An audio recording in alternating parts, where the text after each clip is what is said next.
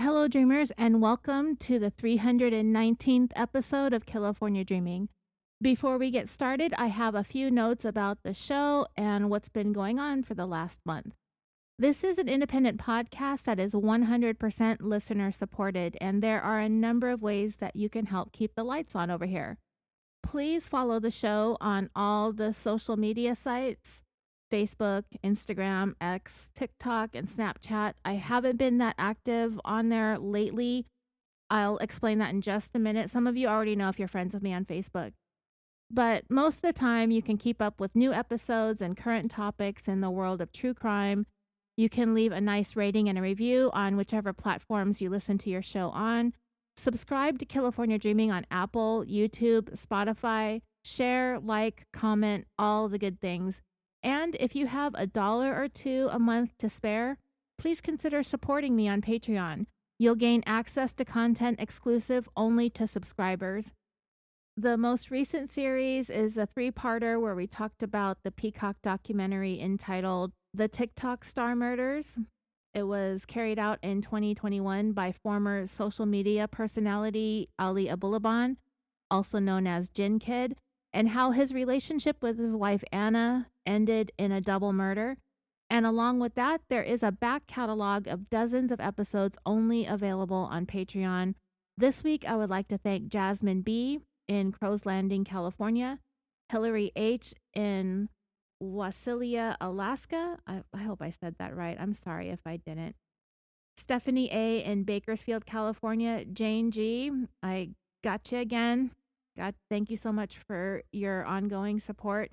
Melissa G. in Maumi. I'm sorry. Let me Google this. So the guy with the foreign accent on YouTube said it's pronounced Momi. Momi, Ohio. Yeah, thank you for supporting me on Patreon. Julie O in Bullard, Texas, and Joe Keen in West Midlands, United Kingdom. Thank you all for either joining Patreon, raising your pledge, or contributing through PayPal or Cash App. Links to everything can be found in the show notes. All right, let's get started with today's episode. I have just a couple of things to discuss before I get into today's story. So it's been almost a month since I last put out an episode, and that's because I recently became a small business owner with the purchase of a Costa Oil franchise here in Las Vegas. It's the only location. It's actually the one that's furthest west. They're based in eastern Pennsylvania. I can't think of the city at the moment. It's a stay in your vehicle quick oil change garage. And it's probably a good thing that I had no idea how much of my time and energy just getting started it would take, because I might have chickened out of this if I had known. This is something that I had actually occasionally spoken to my mom about when she was around, asking her if she would ever want to invest in a small business. You know, she was Vietnamese. So many of the people that she knew in her life were small business owners in the Southern California area, particularly in Orange County and Little Saigon.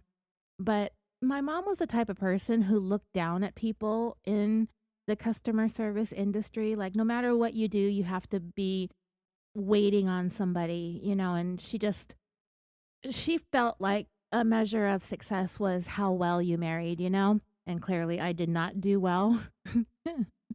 And yeah, so because of that, because of my failed marriage, I'm the failure and whatever.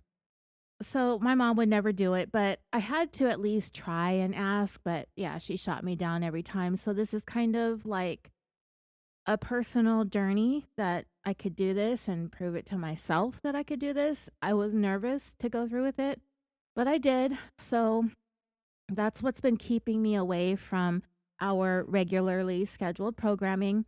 There are so many hiccups with every single aspect of launching a business.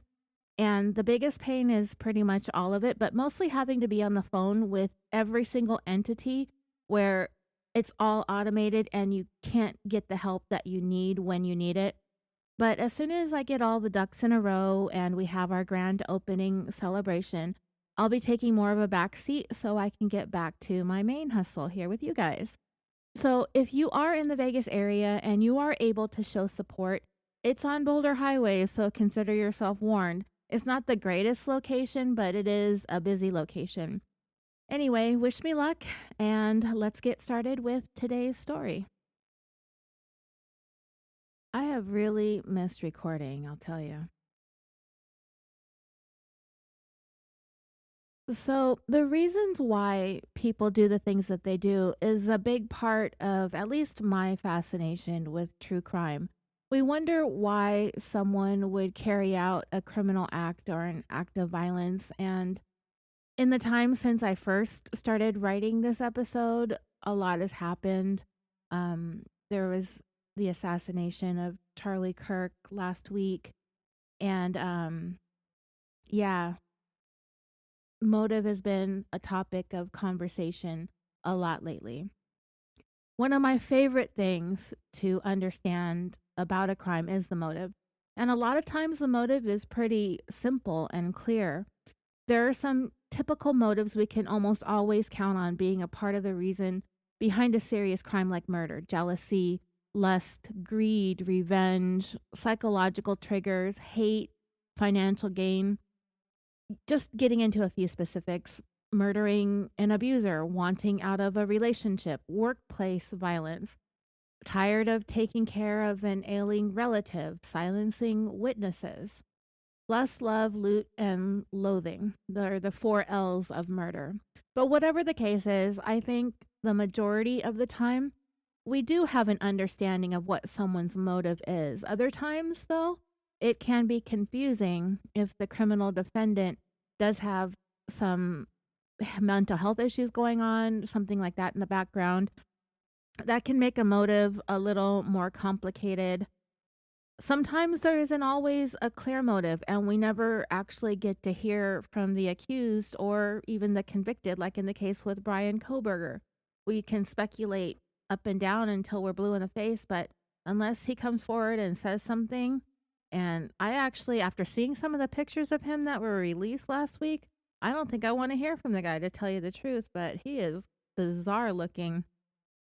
His motive we'll never really truly understand unless we can even begin to think like somebody like Brian Koberger, you know? But because of the way that case came to an end, and because of, Koberger being made to face the potential death sentence, we didn't get to hear from him. And when he was given the opportunity to speak at his sentencing, he quote unquote respectfully declined. So, unless the guy gives some kind of candid statement or interview, we are left to speculate what his reasoning may have been. And there's mostly been a general consensus that the main motive is Koberger is a pathetic piece of misogynistic shit incel loser whose advances were likely, quote unquote, respectfully declined his entire life. Put simply, his motives were sexual in nature. It manifested into a thing that just made him so full of hate and rage towards women that he could no longer control his impulses. And even if Koberger tried to explain himself, we would still have to decide whether or not we can believe him. I wouldn't believe anything the guy had to say unless it came with a full on confession to everything that would include revealing where he disposed of evidence and actually taking investigators to that location. And if they could actually recover those items, then I'd begin to believe that Koberger is being truthful. Short of that, I believe nothing that he would ever have to say, nor would I believe anything that his family would ever have to say either. I don't have anything against the Koberger family. I'm just not getting the same kind of like Brian Laundrie vibes from them. You know what I mean? But at least one of the families thinks that they know more about Koberger's involvement, or they knew more about Koberger's involvement than they let on at the time when he was still, not in custody. But we also have to consider that they could have known what Koberger, they could have only known what Koberger had told them. I'm sorry. I'm totally like I feel rusty behind the mic all of a sudden. Anyway, what I was trying to say was Koberger's family could have only known what he told them, but I don't know.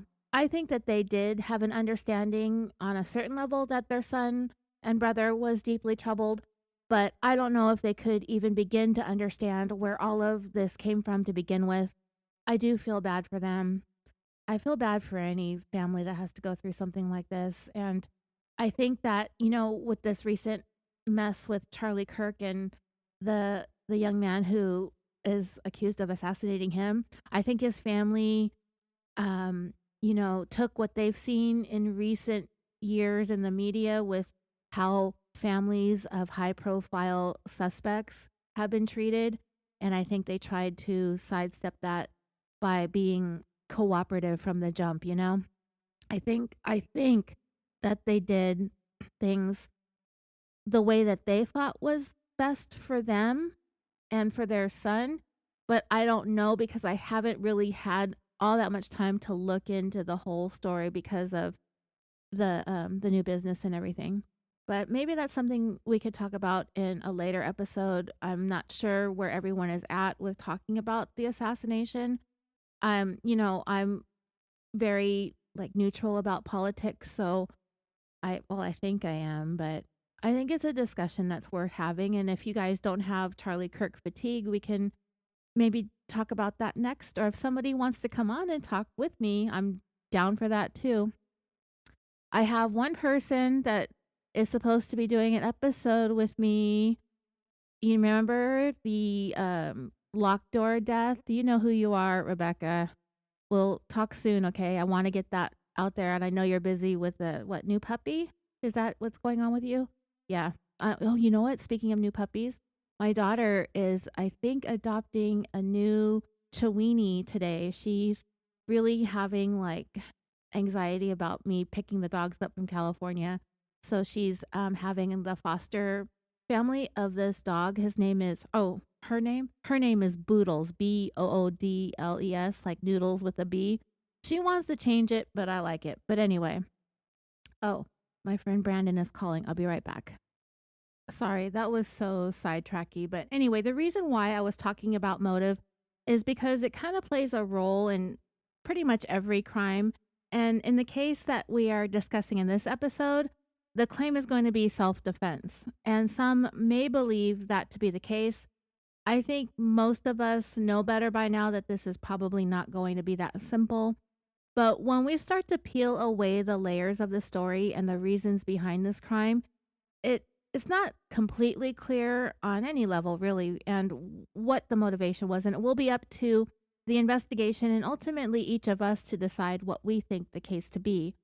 It could be something deeply complex going on with the perpetrator of this crime, or it could be something as trivial as carrying out a serious crime just for the sake of carrying out a serious crime, doing it just to do it for the experience of it, out of curiosity, testing your inhibitions, whatever the case. There does there is going to be something more going on with the young man at the center of the story, the one who pulled this off. And what we're going to do is we're going to try to find and understand why all of this happened in the first place. And one of the interesting things about the story, and it started to become a little bit triggering for me, is the fact that the mother of the killer is Vietnamese and the dad is white. And there's just some parallels with his life and my own life, except for the fact that he was a genius and I'm not even anywhere in the ballpark. But there are some things going on there that, yeah, really kind of resonated with me that I'm going to get into. And I hope I don't come off too harsh because I don't like coming down on families, but there's something about this family that feels off. I can't completely put my finger on what it is, but I can't help but equate it to my own life, in some ways. Not every way, but some ways that are significant. So let's get into who was Yancy Noll. He is the other person at the center of this story today. In 2012, 42-year-old Yancy Noll was living in Seattle. where he had been since some time in the 80s. Originally, Yancy was raised in both California and Alaska, born in San Rafael on April 10th, 1969, and having been raised in Anchorage, he was pretty much surrounded by nature and enjoyed the outdoors. Yancy was described by friends as a fun-loving, carefree kind of guy. From all that I could find, he seemed to be a bachelor most of his life, but by 2012, he did have a girlfriend named Jody. And though he didn't have any children of his own, he had a plethora of cousins and nieces and nephews, most of whom also lived in and around the Seattle area. In addition to loving the outdoors, Yancy was also known by friends, coworkers, and the community to be a warm and caring person who was a very stand-up, trustworthy guy who always left a memorable impression. Yancy enjoyed a career working in the food, beverage, and wine industry, and at this time, he was working at Quality Food Centers, or QFC for short, as a wine sommelier. In his spare time, Yancy was a member of the Mountaineers, which is a nonprofit outdoor community with about 16,000 members who work, explore, understand, and conserve the land and water of the Pacific Northwest, all of it led by volunteers. They were founded in 1906 and have members of all ages and backgrounds with a goal of getting people to explore the outdoors with responsibility and safety as priorities. Yancy enjoyed hiking, mountain climbing, especially summit climbs, and he also loved water sports, jogging, skiing, biking, and he loved doing all of these things with his dog Lola. Yancy also loved to wind down with some music, playing his guitar whenever the occasion arose, and just being surrounded by friends and loved ones. There is literally nothing even slightly off color that anyone had to say about this guy. Life was good. His personal life, his career, it was full and fulfilled, but all that came to a confounding and perplexing end on the evening of Friday, August 31st, 2012. Yancy had just left work that day, clocking out slightly after 7 p.m. He got into his two-toned burgundy and gray Subaru Forester. It was a little beat up and a little worse for the wear, but the Subaru was hanging in there, getting the job done. Yancy entered Interstate 5 and began his journey home for the evening, but he would never make it. Along the way, after exiting the freeway, Yancy came to a stop for a red light at the intersection of 15th Avenue Northeast and Northeast 75th Street when a silver BMW sports car convertible pulled up next to him on his driver's side. So, facing the red light, Yancy's Subaru was on the right and the silver BMW was on the left. Without even rolling down its passenger side window, the driver of the BMW suddenly brandished a handgun and opened fire, blowing out his own window in the process, and fired directly into Yancy's driver's side window. Yancy's window was rolled down at the time. And all of this happened right there in the very busy early evening hours of a Friday night commute. Witnesses nearby saw the BMW and heard the shots being fired, 5 of them in all. The shots rang out very rapidly, and just like that, the silver convertible accelerated through the red light and the intersection and sped away. Of the 5 shots that were fired, 4 of them struck Yancy in the head, killing him instantly. The 5th and final bullet traveled through the vehicle, shattered Yancy's passenger side window, and pierced through the exterior wall of a nearby home, ending up somewhere inside where it nearly killed a 90-year-old lady. That round would later be collected by investigators. I'll talk a little bit more about it later. And getting back to the scene, I read a report on crimeaholic.com that said when first responders arrived, they found Yancy still with both hands on his steering wheel, meaning he never even saw what hit him. He literally had zero time to react. So keep that in mind. Yancy's hands still being gripped onto the steering wheel is kind of an important detail. The seemingly senseless and random shooting at that red light shook the surrounding community. For someone in a BMW like that to just drive up to a red light, fire off 5 shots into Yancy's car, and speed away, the whole thing even confused eyewitnesses who first thought how strange it was that someone would just randomly speed through a red light like that.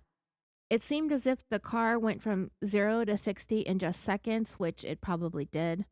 When it was becoming clear that those popping sounds that they heard prior to that car running that red light were in fact gunshots, it was then witnesses realized that there was more to that BMW than just impatience to get through that red light. And then the fear set in. This worry in the community that there was someone driving around and randomly shooting people at red lights, it was jarring. Nobody felt safe, and the police response was immediate and serious. And it wasn't just the randomness of the shooting. You know, shootings do occur in big cities and small. Seattle is no exception to that. They just usually don't have shootings in the area where Yancy was shot at. It was also at that time of day in the early evening when the public are still very much out and about on a late summer night, and Yancy really didn't fit the victimology of someone who might be the target of a drive-by shooting, assassination type of thing. This Subaru drive-in, happy-go-skippy wine steward, member of the mountaineering club, just isn't usually the target of a brutal act of street violence like this.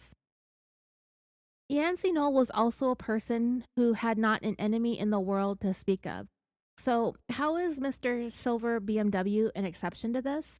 Who is this person, and why Yancy of all people? His whole life evolved around his family and friends, his girlfriend, his dog, and the outdoors, and sipping good wines.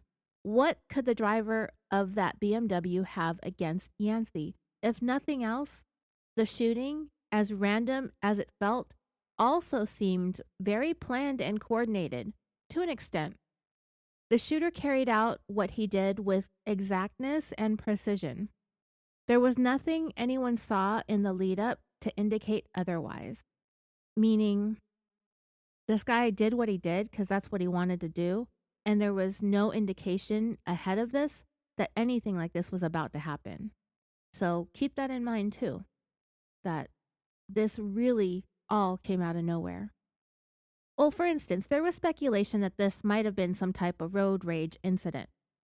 But those who knew the friendly, laid-back wine guy could not even imagine him coming close to considering engaging in a confrontation with another driver like that.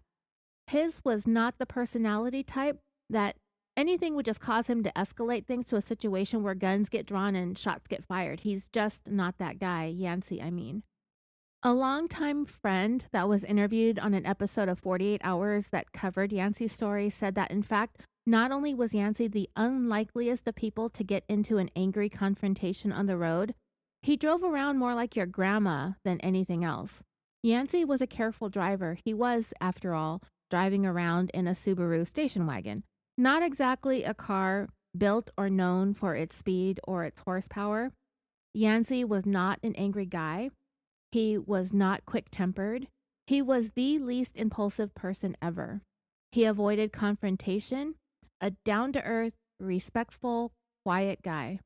They just could not imagine Yancy making someone so angry that they would resort to killing him like that. Though it is possible that Yancy did something to anger the driver of the BMW, and the guy was just ready and waiting to even the score. Like I said earlier, Yancy never saw it coming.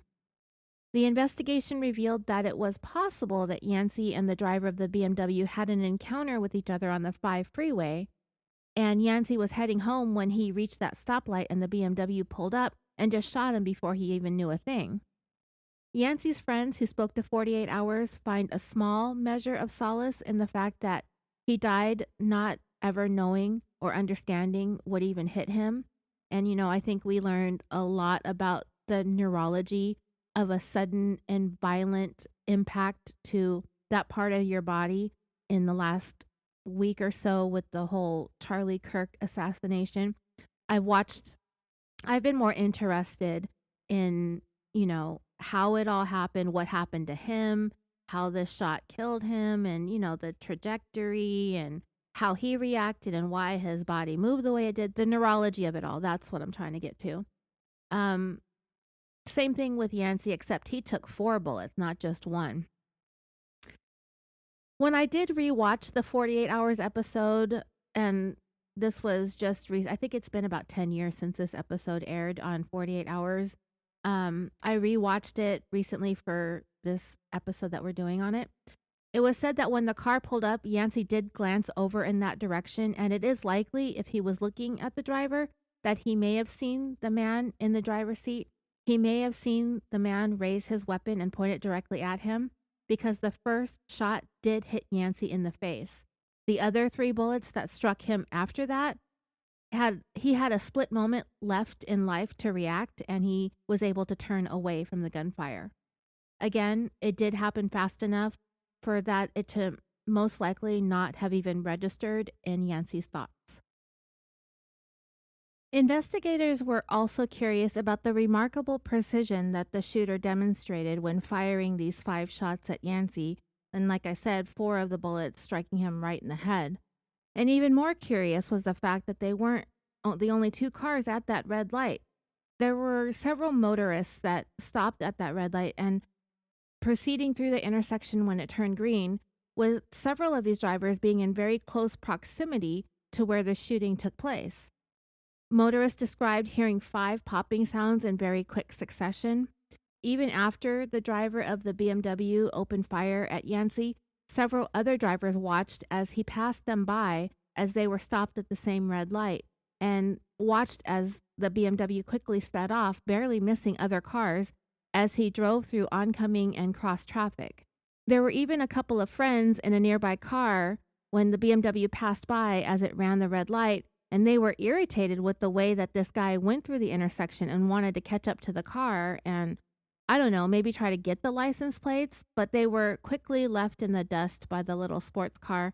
In fact, the BMW sped off so quickly through that intersection that not only did it leave tire marks on the road as it peeled off, it also briefly went airborne when it hit a hill, and shortly afterwards, it was long gone. Those friends that tried to chase the BMW down didn't even realize that they were chasing someone who had just shot and killed a guy. It was when those guys gave up the chase and decided to go back to where that burgundy Subaru was left. It was only then they realized what those popping sounds they heard were, and the fact they had been trying to chase down a murderer. When they got back to Yancy's car, they saw that he was still there in the front seat with the motor running, and in doing so, their hearts sank. They knew. They approached the car, and it was then they saw all the bullet holes and the blood on the ground next to the driver's side door. Later on, the driver's seat would be found soaked in blood. There was shattered glass on the ground, and as far as I know, Yancy's car didn't move after he was shot, so I'm not sure what kept it in place, or if somebody slipped it into park. It was still there when the friends got back. I read one report that it kind of rolled and was stopped by a curb. That could have happened. I just don't exactly know. It was clear that Yancy was gone. His wounds were devastatingly fatal. 4 bullets to the head. There wasn't anything anyone could do for him. He was only 42 years old. That 5th bullet that I mentioned a moment ago, it went into the house of a woman who was in her 90s. Her name was Patricia Schulmeister.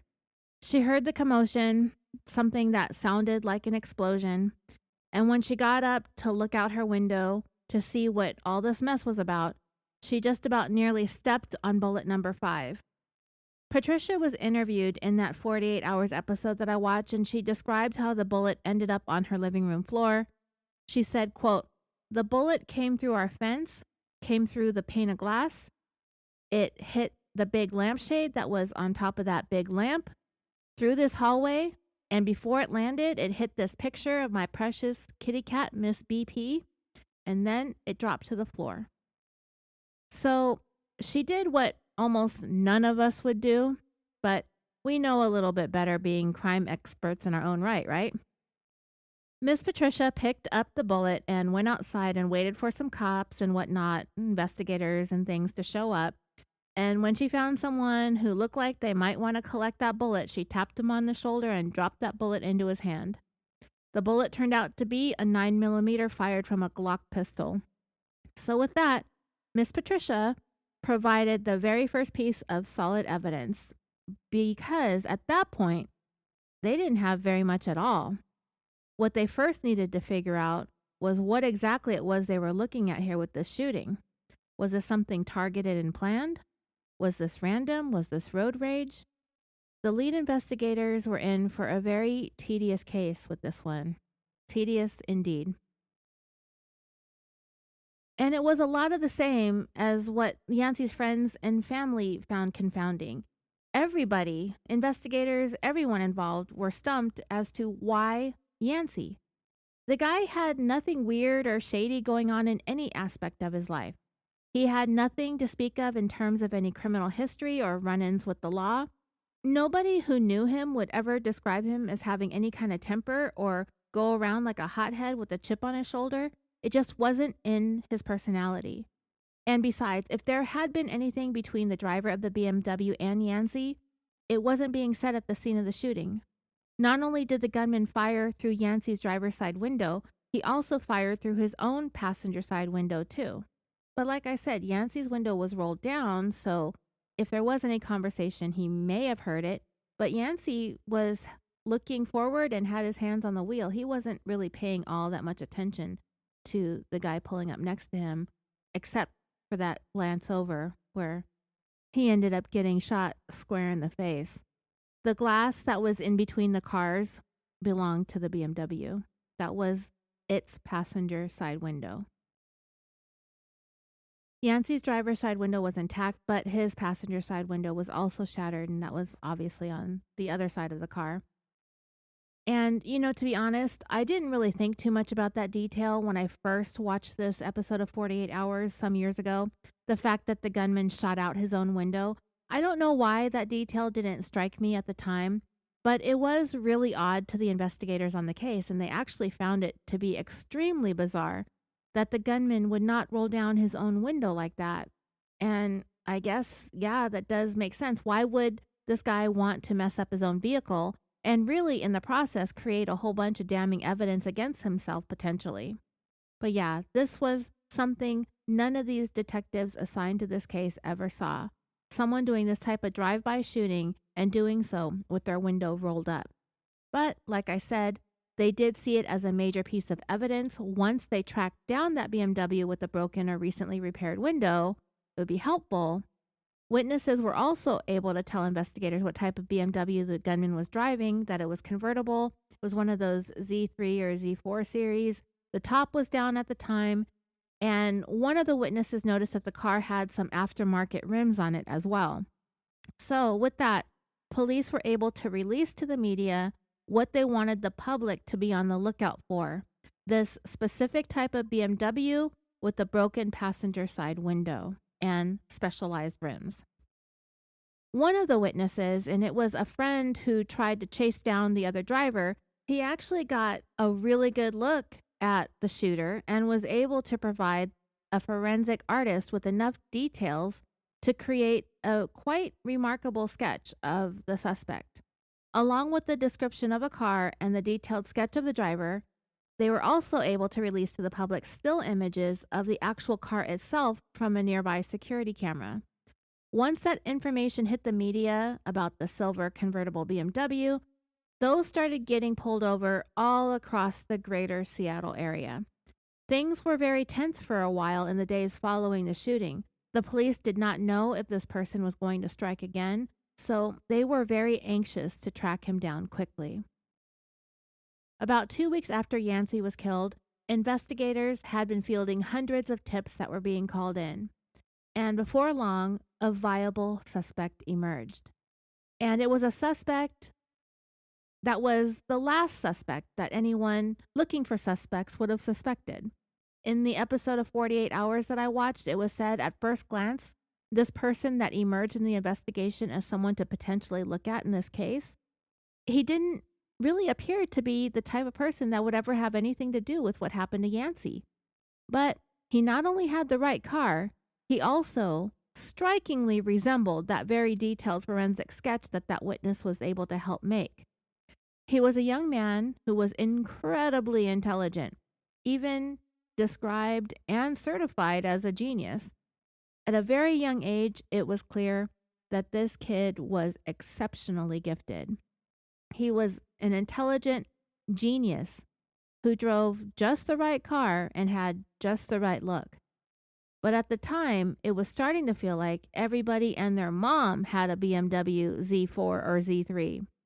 Well, it was an anonymous woman who called in the tip and provided this person's name and exactly where he could be found. And his name was Thomas Dinh Bowman. And the Thomas and Dinh are all one name, but we'll just call him Dinh. He resided less than a dozen blocks away from the scene of the shooting. It was 2 weeks to the day that Yancy was shot when Dinh's name came up in the investigation. It's spelled D-I-N-H. And if you're Vietnamese, you're familiar with the name. It's pretty common. And everything about him resembled the sketch to a T. It's kind of amazing. I will post a picture of it. I have a screenshot of it. Right down to his hairstyle, distinctive facial features, his age, the sunglasses he was wearing, everything lined up. So, who is Dinh Bowman? Well, by the age of 12, Dinh was already in college studying engineering. He was a brilliant child that had fixations and fascinations that were intricate and inventive. By the time Dinh was 17, he launched his own specialized robotics engineering company that he called Vague Industries. All of the stuff that Dinh was into, he was into because it was fun. Dinh had one of those types of minds that was probably constantly running, you know? And yeah, we might want to keep that in mind as we come to know Dinh and how his name began being tossed around as someone to take a look at in a crime that he was statistically unlikely to have ever been involved in the first place. Now, Dinh Bowman was also married. His wife also had a highly successful and demanding career of her own as a dentist, and if you're talking about measures of success, she was definitely the breadwinner of the two. Her name was Jennifer, and they met at an educational convention in 2007 and ended up getting married in 2008. While Dinh and Jennifer came across as a power couple, as their mutual friends would describe them as, we are going to come to find a different side of these two. They've got these little nuggets of quirkiness about them that is really gonna leave us scratching our heads. Like, who in the actual what are these people? Weird doesn't even scratch the surface of what these two were like. Very unconventional. I mean, to each their own, right? But some people march to different drummers, but these two just happen to march to the most bizarre drummer to ever drum. And they literally match each other's energy perfectly. It's the strangest thing. And I'm sure if you've watched videos or listened to podcasts about this case, you've heard these two in all of their nauseating glory. I'll get to that a little bit later. Just know that these two highly intelligent professional people at one point were the future of the world. And if we can't laugh at that, we're going to be sitting here feeling pretty doomed. But anyway, friends of the couple describe them as not only a power couple, but also very worldly and smart and sophisticated, but also caring and loving for one another. I think they were caring and loving towards each other only. And we're going to see just how loving and caring, actually, we're going to hear it a little bit later on. So when it came to Dinh being a suspect in the shooting, it seemed highly unlikely that he would be involved in something like this. But once the investigation revealed Dinh actually was known to have owned a silver BMW sports car, they knew immediately that they needed to take a closer look at this guy. And the first thing they wanted to do was figure out if he still had the car. So what they did was they placed an around-the-clock surveillance of Dinh's home that he and Jennifer shared, So, for another week after learning about Din being a potential match to the shooting suspect, detectives took turns keeping an eye on the Bowman home. But it was getting tedious as each day passed without a sighting of the car. However, after a week of frustratingly waiting, investigators were actually watching when the garage door opened up just enough for them to see that there was indeed a silver BMW convertible sports car parked just inside. And that was really all that they needed to see in order to put that information down into a probable cause affidavit, apply for and obtain a search warrant for the couple's home, and get their hands on that BMW as soon as they possibly could. In fact, I'll tell you what the probable cause affidavit said about finding the BMW. On September 12, 2012, at 10 p.m., homicide detectives responded to a redacted address. That would be Jennifer and Dinh Bowman's home. The distance from the scene of the homicide to this address is 0.6 miles, approximately a 1-minute drive, just under 1,000 meters if you're metric. It was noted that the driveway was empty and the lights were on inside the home. They also made note of a surveillance camera that was mounted above the front door, trained on the front porch. The homicide detectives knocked on the door, but nobody answered. Looking through a window, detectives noted some personal items, including a pair of shoes and a laptop computer. The detectives made contact with one of the next-door neighbors, both of whom confirmed that Dinh Bowman usually parked his silver BMW in the driveway, but had not seen it in several days. So this was only 12 days after the killing took place, a minute drive away. These neighbors also pointed out that they hadn't seen Dinh himself either very much in recent days, which was also unusual. The following day, September 13th, detectives began their surveillance at Dinh and Jennifer's residence. Detectives were able to continuously observe activity in the home beginning that day, and it was quickly discovered that there was another car associated with that address, a 2006 Mercedes C230 registered to Jennifer. The next day, September 14th, the Mercedes left the residence at 5:01 a.m. and did not come back home until 7:53 p.m. The vehicle was observed driving into the garage, and as the garage door closed, the detectives observed another vehicle in the garage that the Mercedes parked next to. And when the brake lights of the Mercedes illuminated the dark garage, they saw the second vehicle was low profile and light in color. Their surveillance of the home lasted 7 days, from September 13th through the 20th. During that time span, the only vehicle seen leaving the garage was the Mercedes.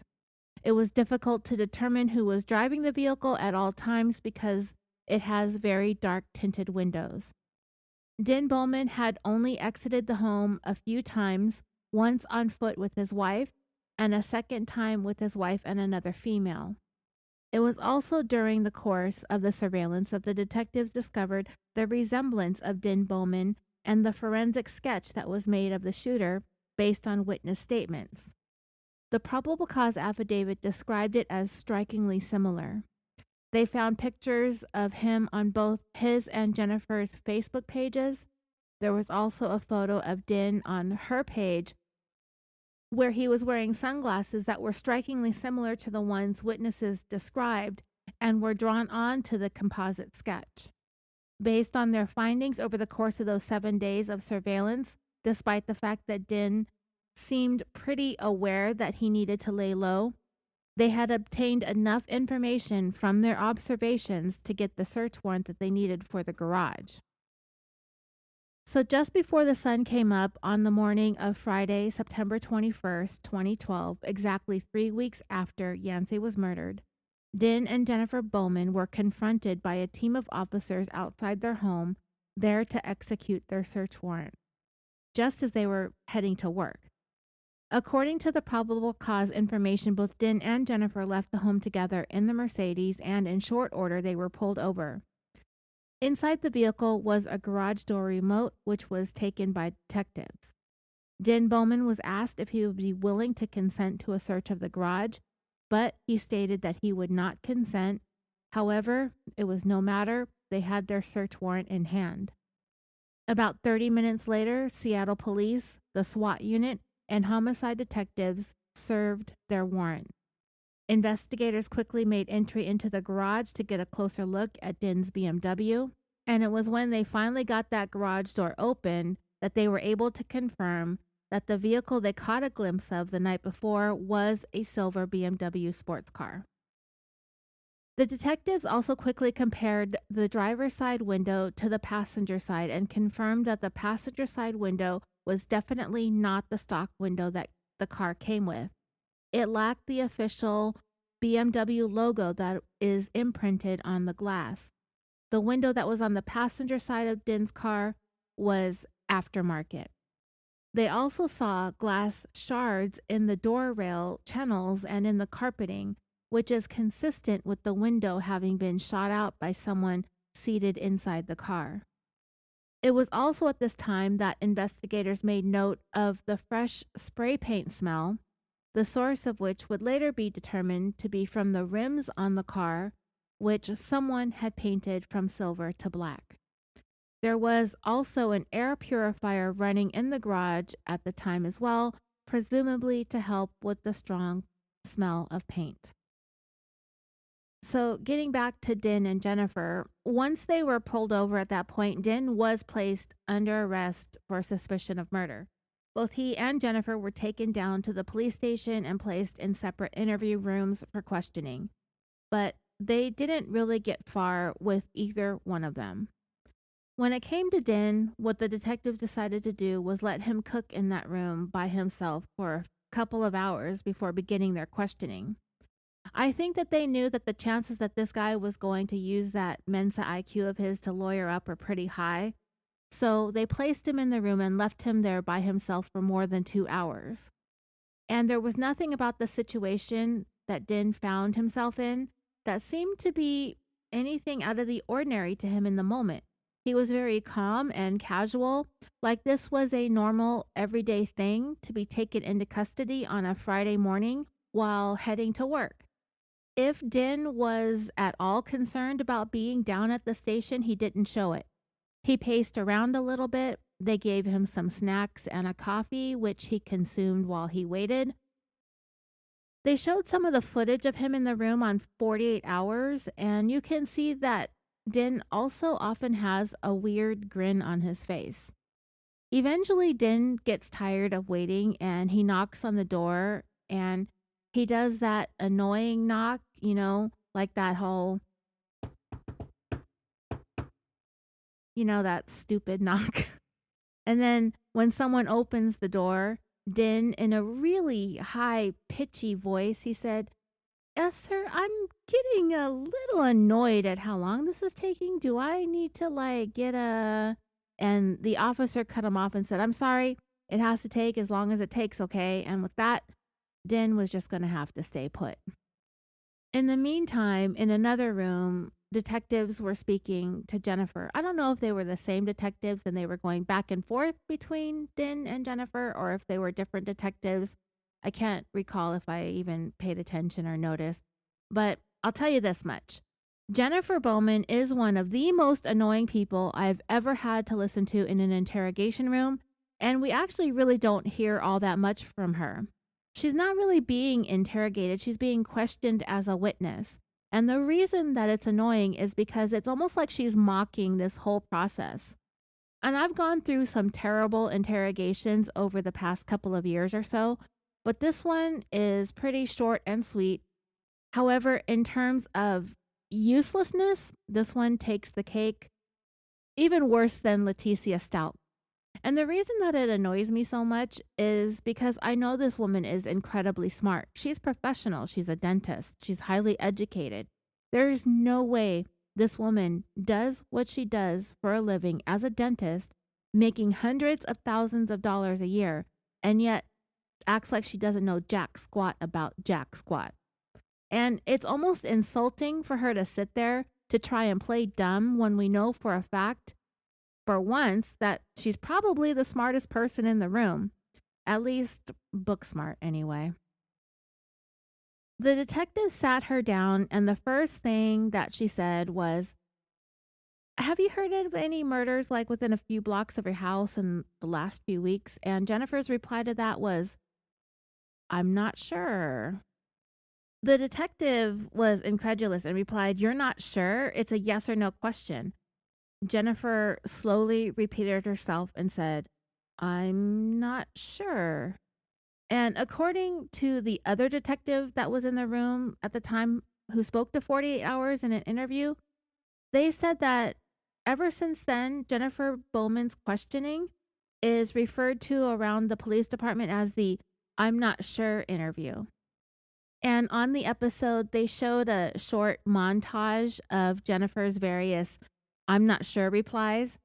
And she got reminded that she needed to be honest as she spoke to these detectives. And her response to that was, I understand that. I'm not sure what I can tell you. The fact of the matter was, Jennifer was just going to play dumb because she didn't know what the investigators knew at that point. But rest assured, dreamers, Jennifer Bowman was very much in the know as to what her weird ass husband was up to, but she was going to ride that dumb blonde act out for as long as she could. The brilliant dentist was just going to play stupid. She's just not sure, right? It's annoying and it's frankly insulting. One of the things Jennifer and Din might not have known just yet at the time that they were being questioned in these interview rooms was the fact that when investigators seized them, that they also seized the BMW. They knew that the passenger window had been blown out, the detectives did. But by the time they got to the car and took it to be analyzed for evidence, the window had been replaced. I saw a video about this case on YouTube that pointed out the fact that the car was taken after Jennifer and Din were taken away from their house and down to the station. So they really had no idea that the BMW had been towed and brought down to be examined closely by then. However, before even taking it to the lab, it was very easy to see that the new passenger window was missing that factory BMW stamp that every car window has. Well, the make of the car is on the car window, usually in the corner. It's like a little small emblem, and it's on almost every window. Instead, it had a third-party brand stamped on it. It was also very easy to see that there were still remnants of the previous broken window still lodged in the door jamb. It's also really hard to get rid of broken car glass, but what this does tell me is that I don't think Din and Jennifer ever thought that they were going to come under suspicion because of who they were, what they did as professionals, and their standing in the community and amongst their friends and colleagues. They were considered like a power couple. He's an engineer, she's a dentist. Din specifically is like this child prodigy genius engineer Mensa guy involved in this act of random violence that took the life of the most unassuming wine sommelier in the Pacific Northwest. It made no sense. And that is what I think Jennifer and Din probably banked on, was that they just wouldn't even be considered because of who they were. Another thing that I mentioned investigators discovered inside the garage where the BMW was parked was the odor of fresh spray paint, which is distinctive, right? Well, apparently Din and Jennifer were paying attention to the news because one of the things that witnesses pointed out was the fact that the BMW had distinctive silver rims. So when the information about the vehicle seen leaving the scene of Yancy's murder was released to the media, the silver rims was one of the details. When investigators found that BMW in the Bowman's garage, the rims had just recently been spray painted black. Fred! Sorry, that was Fred being interrupty. Where was I? Spray painted black. The smell of the paint still hung inside the garage, and there was evidence of the painting having been done, the outline of a rim on a pegboard in the garage. When Jennifer was being questioned down at the station, they asked her what the paint smell was in the garage, and she gave her usual response of, I'm not sure. After she said that, the female detective in the room asked, Do you know anything that goes on in your house? And there was no answer. This questioning of Jennifer went on for more than 4 hours, but she just continued to frustrate the two detectives in that room with her I'm not sure's. to a point where the male detective stood up and he was pacing back and forth as he complained about getting sick and tired of her playing dumb. I can't even imagine sitting there for that many hours listening her saying that she isn't sure. I'm going to go ahead and play a short clip for you real quick of her doing this. I found this on YouTube, the link to it. It's about a 14-minute video, but I'm going to edit down to the parts where she's just giving her I'm not sure answers. Have you heard of any murders like within a few blocks of your house in the last few weeks? I'm not sure. You're not sure? It's a yes or no question. I'm not sure. We call it the I'm not sure interview. I'm not sure. I'm not sure. I'm not sure. Because her responses were overwhelmingly, I'm not sure. So your honesty right now is paramount. I understand. I'm not sure what I can tell you. Yeah, she's insufferable, right? Well, the probable cause document talked about her I'm not sure's as well. And in those papers, it said that Jennifer was interviewed by the two lead detectives on the case and that she initially stated that she never heard about the murder of Yancy Noll, even though she lives just a few blocks from the scene. She was very vague, but claimed that she didn't know about any damage to Din's BMW. She stated that she remembered traveling to Portland, Oregon with Din, but she couldn't remember when. But this was her cover story that they had apparently come up with at some point to explain the broken window. She said that they had gone to Portland for the day or whatever. She couldn't tell detectives when. And she said that they had parked somewhere on some random street and she couldn't remember the name of the street, and that they went to go have lunch. And when they returned to the vehicle, they found that the passenger side window had been broken out. But what do you know? Nothing was taken. There was no other damage or vandalism to the car, nor did they report the broken window to police. They didn't file a report. They didn't report it to their insurance carrier. They did not file a claim.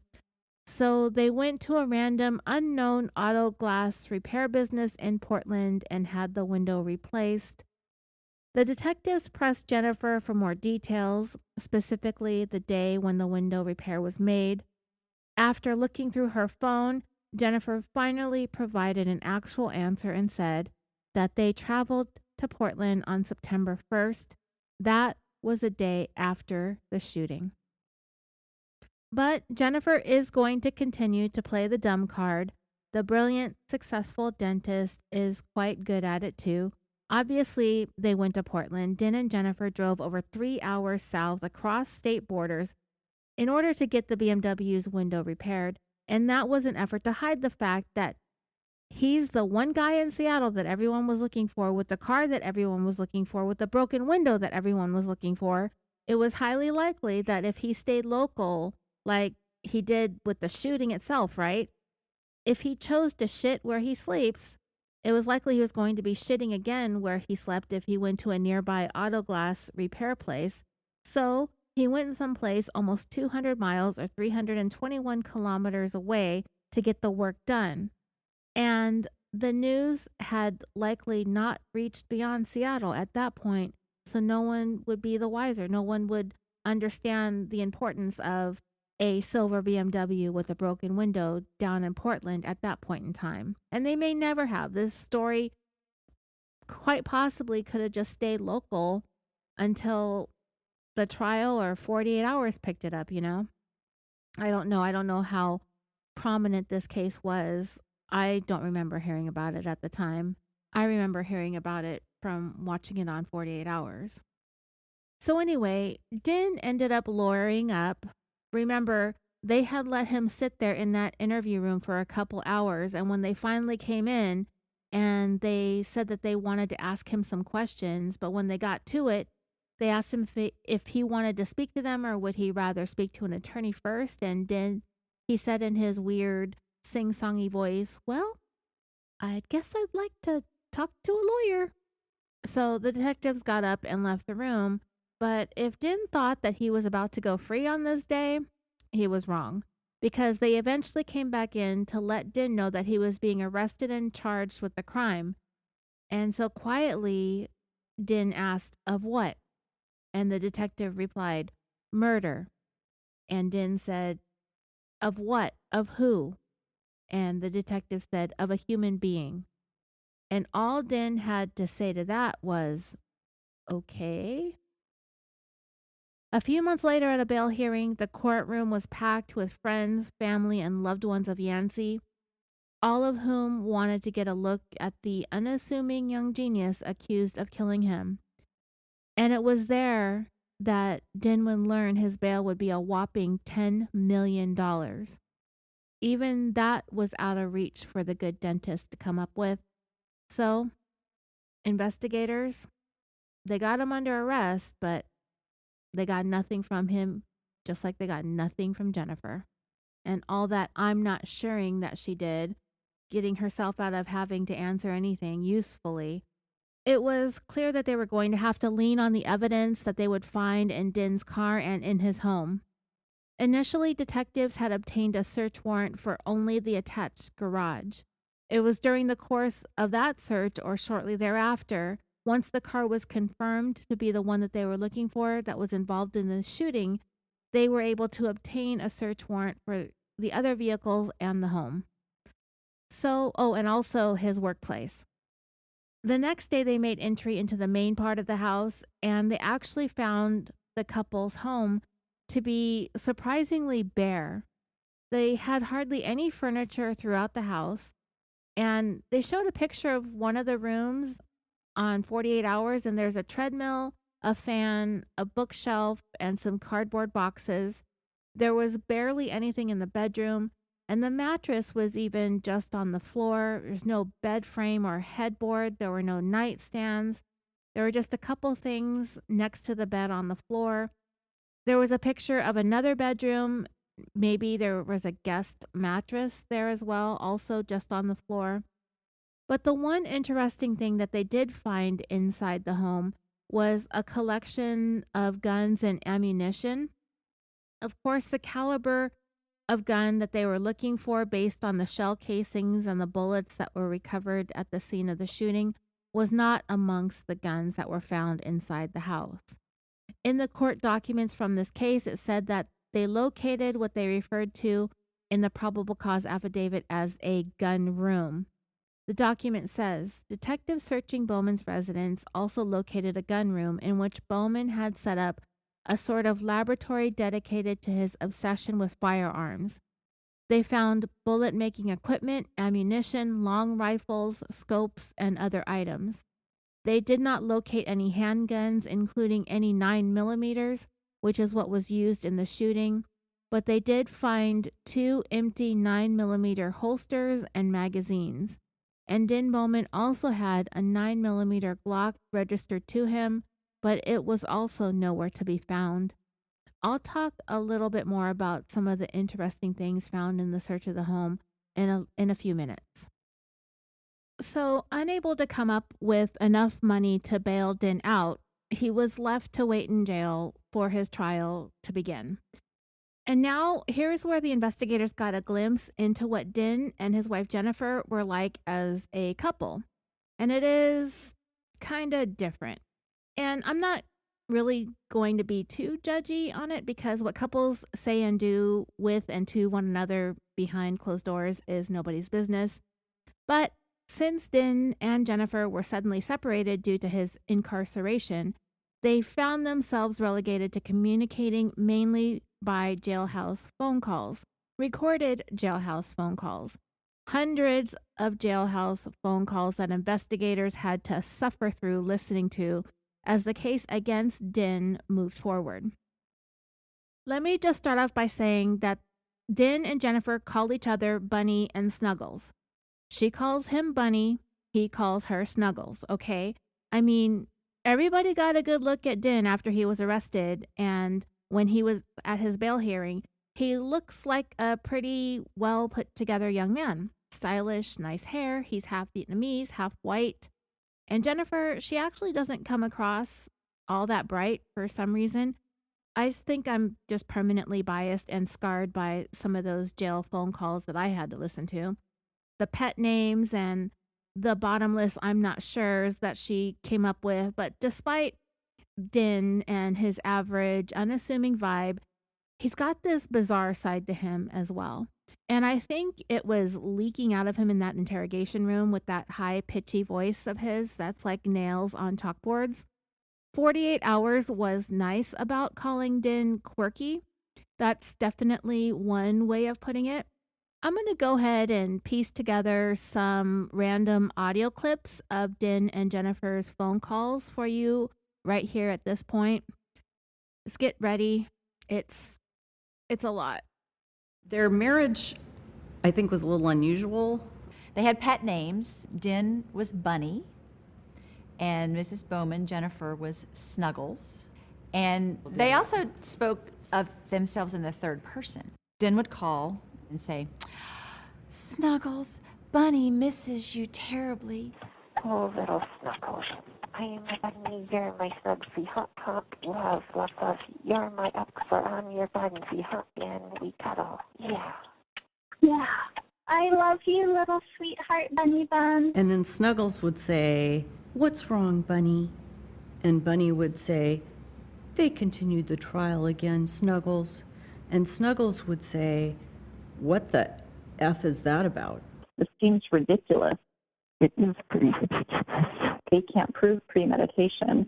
Snuggles would break role when it was important stuff like to do with the case. They talked about the case a lot. Wait, people actually thought their case was right? Was actually legitimate? I mean, you could take anything that the prosecutor said. I know. Every single statement was fabricated. Here comes a fact. Yep, that's fabricated. Here comes a detail. Yep, that's inaccurate. I feel like I could be a prosecutor against myself and play a much better job of it. I know, sweetheart. Hey, that's so low, cupcake. It's a very bizarre relationship for adults. It made me think of cupcakes. Yep, little pumpkin pie, sugar muffin cake, sugar muffin cake. It was very strange, very strange. Pumpkin pie, little cupcake. And then there's this. Bunny, how are you? I'm doing good. How's my little snuggle cake? I just wrote you an email. Yay! I miss so many things right now. I know. I don't have a Snuggles. You don't have a snuggle plum next to you. I'm just gonna say love, love, love, love, love. Love, love, love, love, love. Oh, little Snuggles.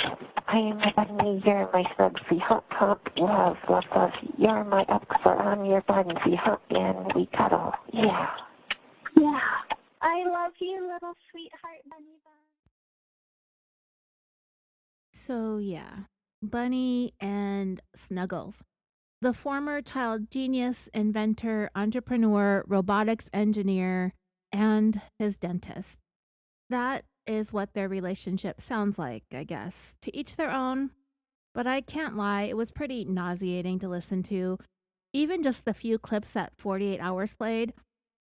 And when she was like, "I just sent you an email," and he's like, "Yay, bunny, bunny, snuggle cakes, mwah, mwah, mwah, mwah, mwah." Just, oh my God. Some poor, unfortunate souls at the police department, several poor unfortunates, I'm sure, had to sit there and listen to all this, just in case there was anything that could be used against him, I'm sure. But yeah, all of this was very strange. And, you know, we look at Dinh Bowman and the path that his life took, his wife and everything about him, and we become just as confused and perplexed as Yancy's friends and loved ones, trying to look for something or someone to make it make sense. Definitely a pair of interesting characters these two were. Now, even though it is borderline criminal, this whole thing with the pet names and the baby talk, nothing about that is indicative of the seriousness of what Dinh was actually being charged with. Putting 4 bullets into someone's head and just wiping out somebody's life in a split second, and then taking off and going on with his own life as if nothing had happened. After the shooting, they, the next day took a road trip, went out to dinner, fixed up his car. It's disturbing. And one of the pieces of circumstantial evidence found in the home of Dinh and Jennifer was something written down on a post-it note. Not only did this couple have these infantile ways about their relationship between the two of them, they also seemed to leave each other little heartfelt sentiments, like putting notes into your kid's lunchbox or something. And one of the post-it notes, there was a note from Bunny to Snuggleplums that read, "Happy birthday to the best shooter in the Wild West. Bang, bang, love, love, XOXO." Yeah. Jennifer Bowman referred to Dinh as the best shooter in the Wild West and said, "Bang, bang, love, love, XOXO, gag, gag, barf, barf, puke, puke." Obviously, Jennifer is praising or acknowledging Dinh's accuracy as a shooter. So what does this tell us? I mean, to me, it shows that being known as someone who is masterful at handling firearms and thinks of themselves as a sharpshooter is very important to Dinh, and Jennifer is well aware of that. It's not unusual for couples to do stuff like that, to reference someone's job or hobbies when speaking about them or to them. I do it all the time. I crack little jokes and make up names with some of the various criminals that we talk about, but considering that they were searching the home of the person suspected of sharpshooting Yancy to death, it can give you pause to see a note like that.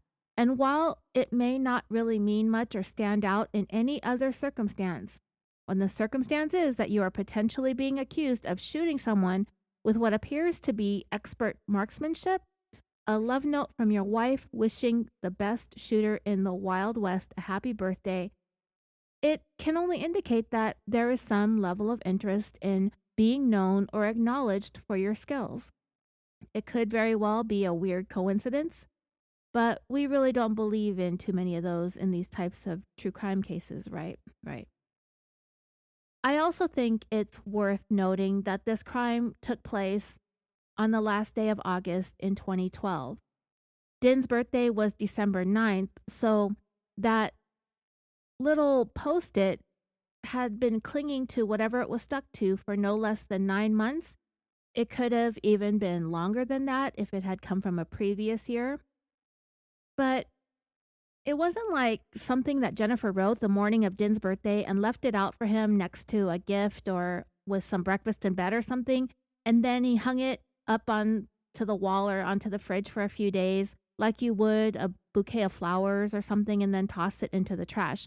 It's not even a greeting card that someone might save as a keepsake. It's a post-it note. It's not like these people are in high school who are in love for the first time, so they keep every little thing from their relationship so they have stuff to burn when they break up. No, this is a married couple. The robotics engineer and the dentist, who had been married by that time for 4 years, together for 5. I was about to say it's a little bit childish considering their positions, their professions, their careers. But then again, listening to the two of them on those phone calls, yeah. These little notes that they write to each other are right up their quirky little alleys, I guess. So another bit of evidence that investigators had was skid marks that the car left behind when it sped off from the scene of the shooting. So that was some good evidence that could be compared to the tires that were on the BMW, but oh wait. When investigators got to the car in the garage, it was outfitted with 4 brand new tires. And the colored striping on the tread of brand new tires was still very clear. They'd barely been driven on, if at all, since the new tires were put on. Well, as it would turn out, the tires were actually hardly driven on at all, if at all, not even when coming back from where the new tires were purchased. Now, Jennifer had a story about the tires too, sort of, because most of the time, she still wasn't sure. But when she was asked in her interview about the tires, she said that she and Dinh were at a tire shop. They went to one in Linwood, Washington, which is about 16 miles away from Seattle or 25 kilometers. And they had actually just gone there the day prior to these interviews. What happened was the tires were actually taken off the BMW. The car was left in the garage at home, I guess left on jack stands, and The tires still on the wheels were placed in the trunk of Jennifer's Mercedes, and they were driven over to the tire shop.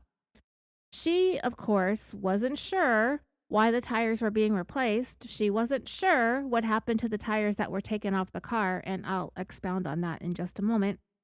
Though later on in the interview, after having first been unsure about any murders happening in the streets, stated that she might have seen something about a murder on the internet or something.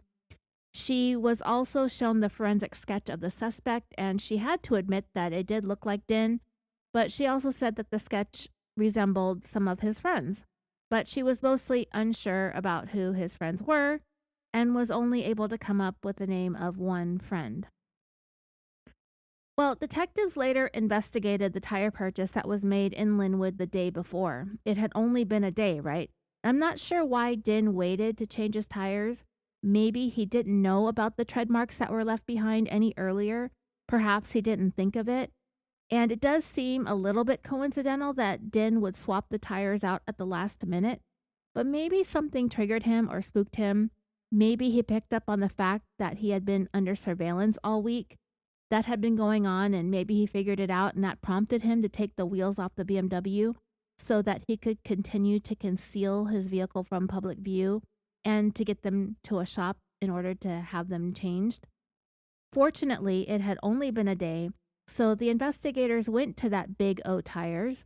They spoke to the employees and the manager, and everyone who had interacted with Jennifer and Dinh remembered them. It had only been a day. Well, by then, maybe a little bit longer, but the manager said that the tires that they had come in with were still in good shape.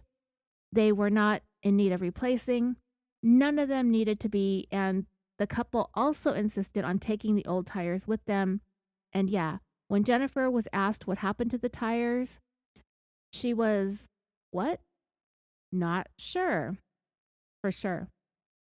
As dumb as Jennifer wanted to try and portray herself as being, she actually chose wisely. Time and again, we've seen girlfriends and wives work really hard to protect, defend, or even go so far as to provide false alibis for their boyfriends and husbands. And not only does it often not work, these women can find themselves in trouble as accessories after the fact. Now, make no mistake, I believe Jennifer is up to her eyeballs in this. I don't think she was all that interested in spending the rest of her life covering up for her murdery husband, because she's actually not helping him all that much with her vague answers and her I'm not sures. She wasn't defending him. She wasn't giving him an alibi. She wasn't making excuses for him. I think she could see that Dinh was finished. They'd caught him, and she'd made the wise decision to distance herself from the whole thing, and that included distancing herself from her bunny. She didn't seem to be doing herself any favors by playing dumb, but it will actually work out for her in the end. She will go on to have those hundreds and hundreds of phone calls with Dinh, but when it came to Dinh's court hearings, she attended not a single one. She claimed that it was Dinh's parents who asked her not to come, claiming that they wanted to protect the case from prying interests. And I'm not sure if that's true or not. It seems as if Jennifer wanted to provide support for Dinh, that she would, but I don't think she would have shown up at the court hearings anyway, considering the career that she was in. She was sure to face backlash based on what her husband was being accused of doing, especially if she was a dentist and relatively prominent in the community as well. I wanted to talk to you a little bit about Dinh's parents, and my first instinct was to take what had been said about Dinh's parents at face value in terms of asking Jennifer to stay away. And it sort of dawned on me, like, wait a second, that really isn't normal. To ask the wife of the defendant to stay away from all the court proceedings is unusual. But I didn't think that at first.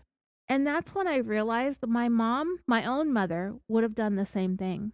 But through the years, I've made a big deal about the way my own Vietnamese mother behaved and acted towards me. So I started thinking more deeply into it in terms of Dinh and his mom and their relationship and the dynamic between them. And I really couldn't help but make the comparisons. And I guess this is kind of what sets certain shows apart, is when you can really inject your own personal experiences with something as specific as being raised in a biracial family, specifically when one of the parents is Vietnamese. The act of excluding others in serious family matters such as this is something that my mom's family did. And her brothers and sisters, they did it to each other too. There were so many times during my own former marriage that my mom would demand my ex-husband not attend things or show up to places or be involved anywhere or welcomed over for special occasions. Not that he ever really wanted to, but it was kind of normal for the way things were.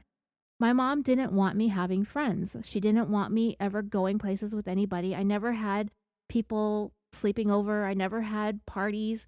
My friends were never allowed inside my parents' house. These were all my mom's rules. I never had people over, and it stayed that way for my entire life.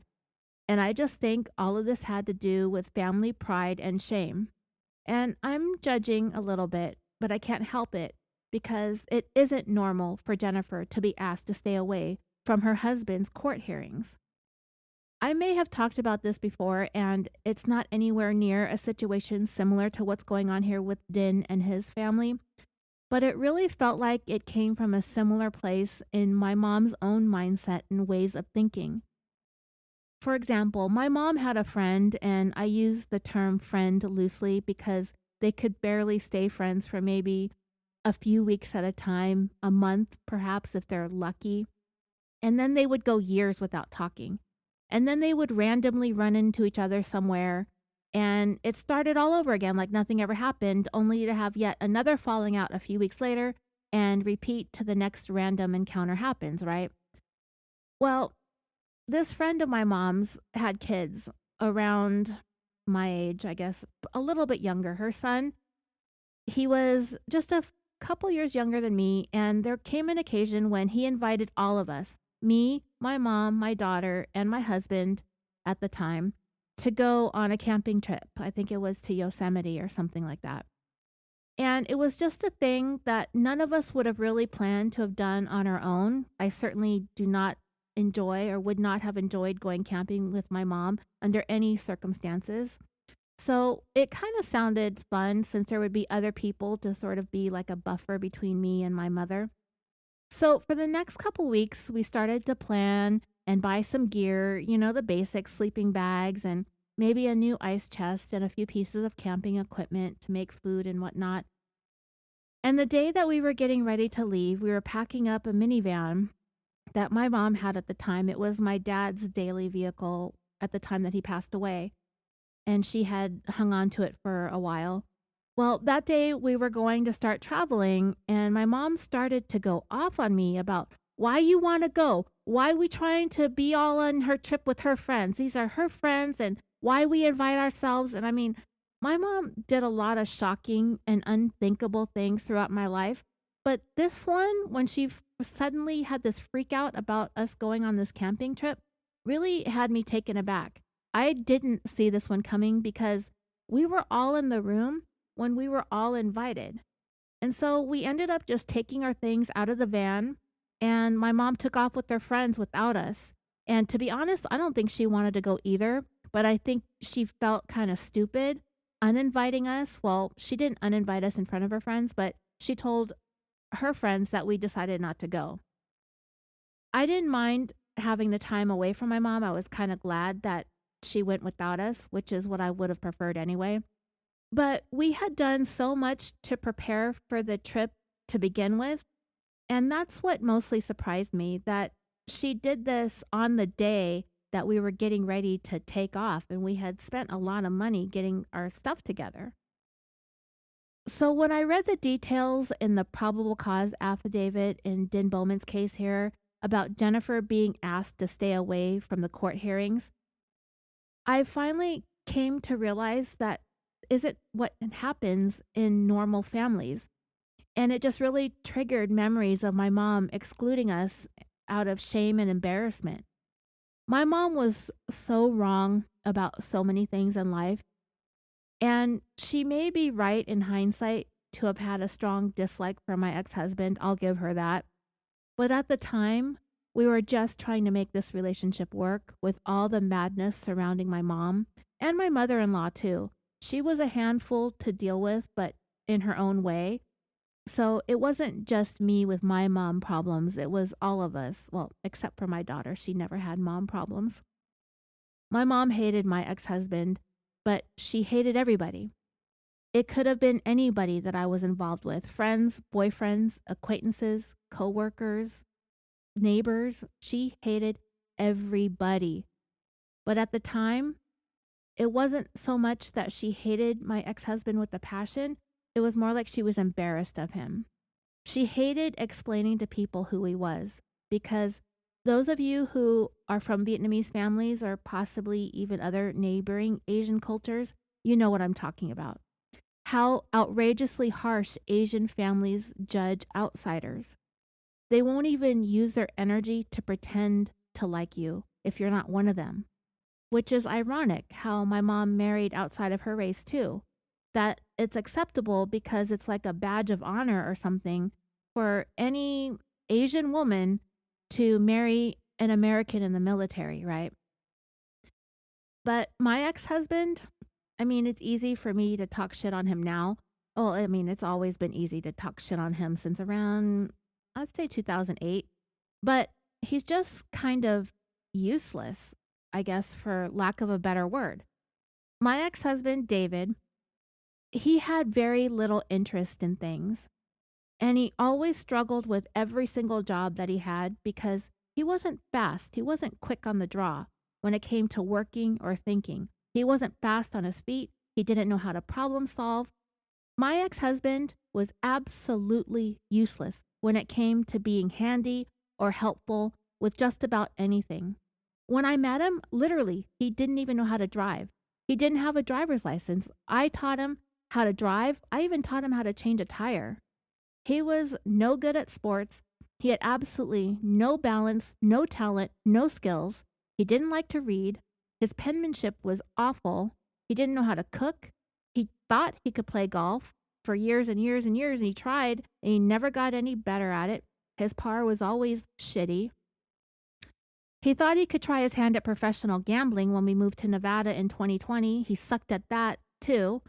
He damaged and or totaled every single car that he owned, including my car, which, if you all remember, he totaled it in February of 2023 by running into a median.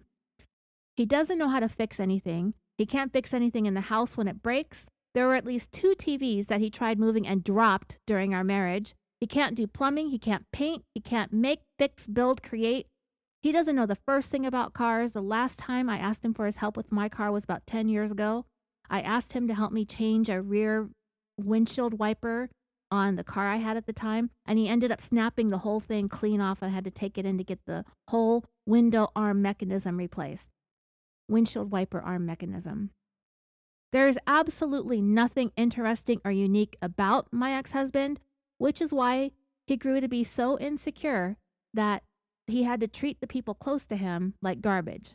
And yeah, my mom hated him with a passion, and that's because she saw herself in him. She saw him as an embarrassment, and I couldn't help but think that about Din's parents, at least his mom. She must have been so ashamed of what her son was accused of. She probably also blamed Jennifer for the things that her son did wrong too. That is something that my mom loved to do. Blame as many people that she can of anything and everything that she could. And it was all meant to make herself feel better about her own personal shame. I'll talk more about the very little that I know about Din's mom a little bit later on, because she's going to say and do something in court that some found to be a display of the heartbreak and love that she has for her son. But I kind of saw it a lot differently than those in the courtroom who witnessed it, including the judge, because they all bought it. I don't know for sure what the motivation for what Din's mom did actually was when she kind of made like a big display in court. But because she had asked for something that she knew was impossible, I felt like she did it knowing that it wasn't possible, but for purely self-serving reasons. Because I think that her whole spectacle that she made in court was meant to kind of make herself look like a hero in the face of her greatest shame. I could be wrong, but I can't help but feel this way because of my own experiences. And like I said, we'll circle back to Din's mom a little bit later. So, getting back to Jennifer, at her interview, she provided a written consent for her purse to be searched. The search of her purse revealed a number of receipts, and among the receipts that she had was a receipt from the Big O Tires in Linwood, and a receipt from Home Depot that reflected the purchase of masking tape, masking paper, steel wool, gray primer paint, and black spray paint. That receipt was dated September 12th. That was also the same day that investigators received the tip about Din and were provided with his full name and address by an anonymous woman. It was that night of the 12th that they knocked on the door, but nobody answered. I don't know if Din and his wife were at home, but they did have that camera trained on the front porch, so they would have been able to see the officers at the door from wherever they were anyway. But I don't know if Din or Jennifer really knew detectives showed up that night. I suspect that they did. They may have even gotten the camera for that specific reason, you know? Clearly, both of them were aware of the things that they needed to hide and cover up based on what they were seeing being reported in the news. Also, during her interview, Jennifer brought up the fact that Din owned a shop called Vague Industries. Ironic considering he's married to Miss Vagueness herself. And it was at this shop that Din manufactured robotic equipment. And a search warrant would later be applied for and obtained for that location as well. After Jennifer's interview was done, that was when they went in to speak to Din. Remember, they made him wait for more than 2 hours. And it was during that time that they were questioning Jennifer. When they came back in to speak to Din, they read him his rights, and he requested to speak to his attorney, ending the interview. He was subsequently arrested and booked into the King County Jail. There was also a search of Din's computers. I know that they searched one at his work, and I'm sure they searched whatever computer they may have had at home too. But they did seem to have specifically found some circumstantial yet interesting things saved to his work computer. As it turned out, for many years, Din had been downloading a plethora of material to his computer. Various books, online articles, and YouTube videos about death and murder. Since I'm going to go ahead and get into the evidence that was compiled, I'll just tell you the information that I found in the affidavit and other related court documents. Bowman's computer contained a collection of documents relating to the investigation of shootings, including forensic gunshot residue analysis, chemical analysis of firearms, ammunition, gunshot residue, gunshot wounds, practical aspects of firearms, ballistics, forensic techniques, advances in fingerprint technology, automated fingerprint identification systems, forensic interpretation of glass evidence, and arrest-proofing yourself. There were also 2 documents that were found related to guides to committing murder. On the 48 Hours episode on this case, they kind of showed a quick scrolling through of some files on a computer, and some of the titles of the documents that he had been saving for years included carcass disposal, chemical warfare agents, chemical warfare secrets, crime mapping case study, faces of gore, terrorists and killers, the many taboos of death, traces of death 1, 2, 3, 4, and so on. There are episodes of forensic files saved with titles like Deadly Curve, Dueling Confessions, and Hack Attack. And there was a book entitled Death by Deception. Din was studying. He had hundreds of things saved, all of it involving death, murder, and investigations. And the investigators pointed it out. There were so many things saved. It was really unusual and like nothing they'd ever seen before. Another thing that investigators were able to glean from the things on Din's computer was the fact that he had an obvious obsession with James Bond. The car Din drove would be similar, if not the same model BMW that Pierce Brosnan's James Bond drove, the little BMW sports car. Also saved on Din's computer were videos of himself driving around in a Mazda Miata on an obstacle course, and videos of himself practicing firing his gun in shooting demonstrations where it is very clear that Din is a good shot with both his left and his right hands. The guy definitely had a thing for guns, cars, and violence. So this whole thing with Yancy was starting to appear to be more and more like a study in how to carry out the perfect murder that looked like something right out of a movie, right?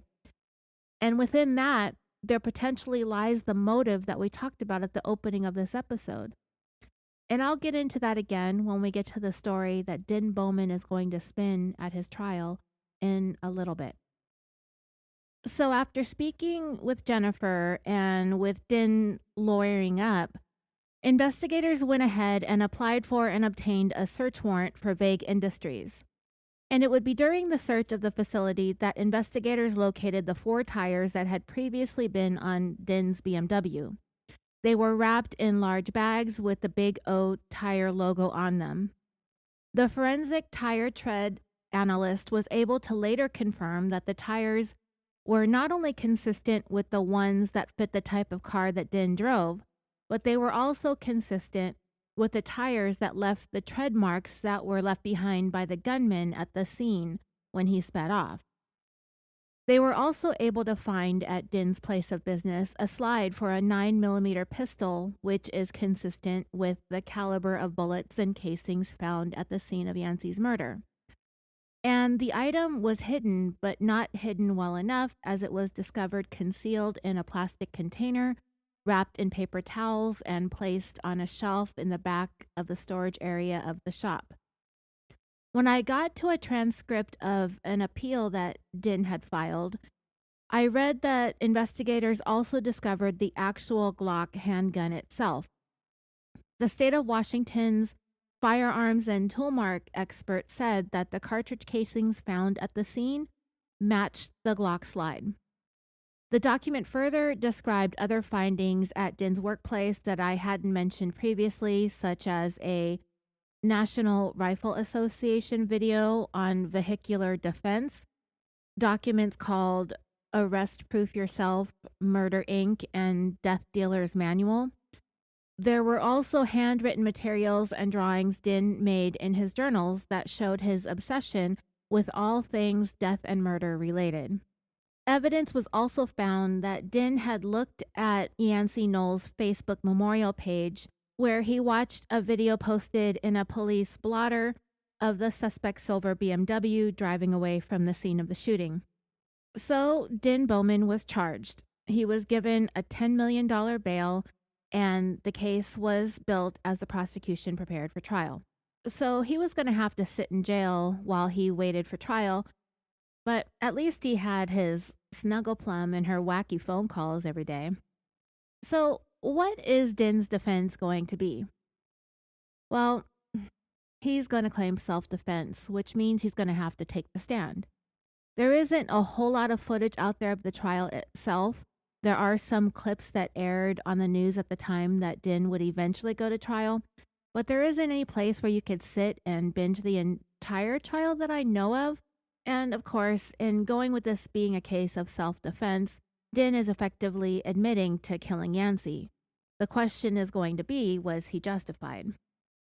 Well, when Din took the stand, he claimed that while he was driving off, he cut Yancy off, and that they were both at the time headed northbound on Interstate 5.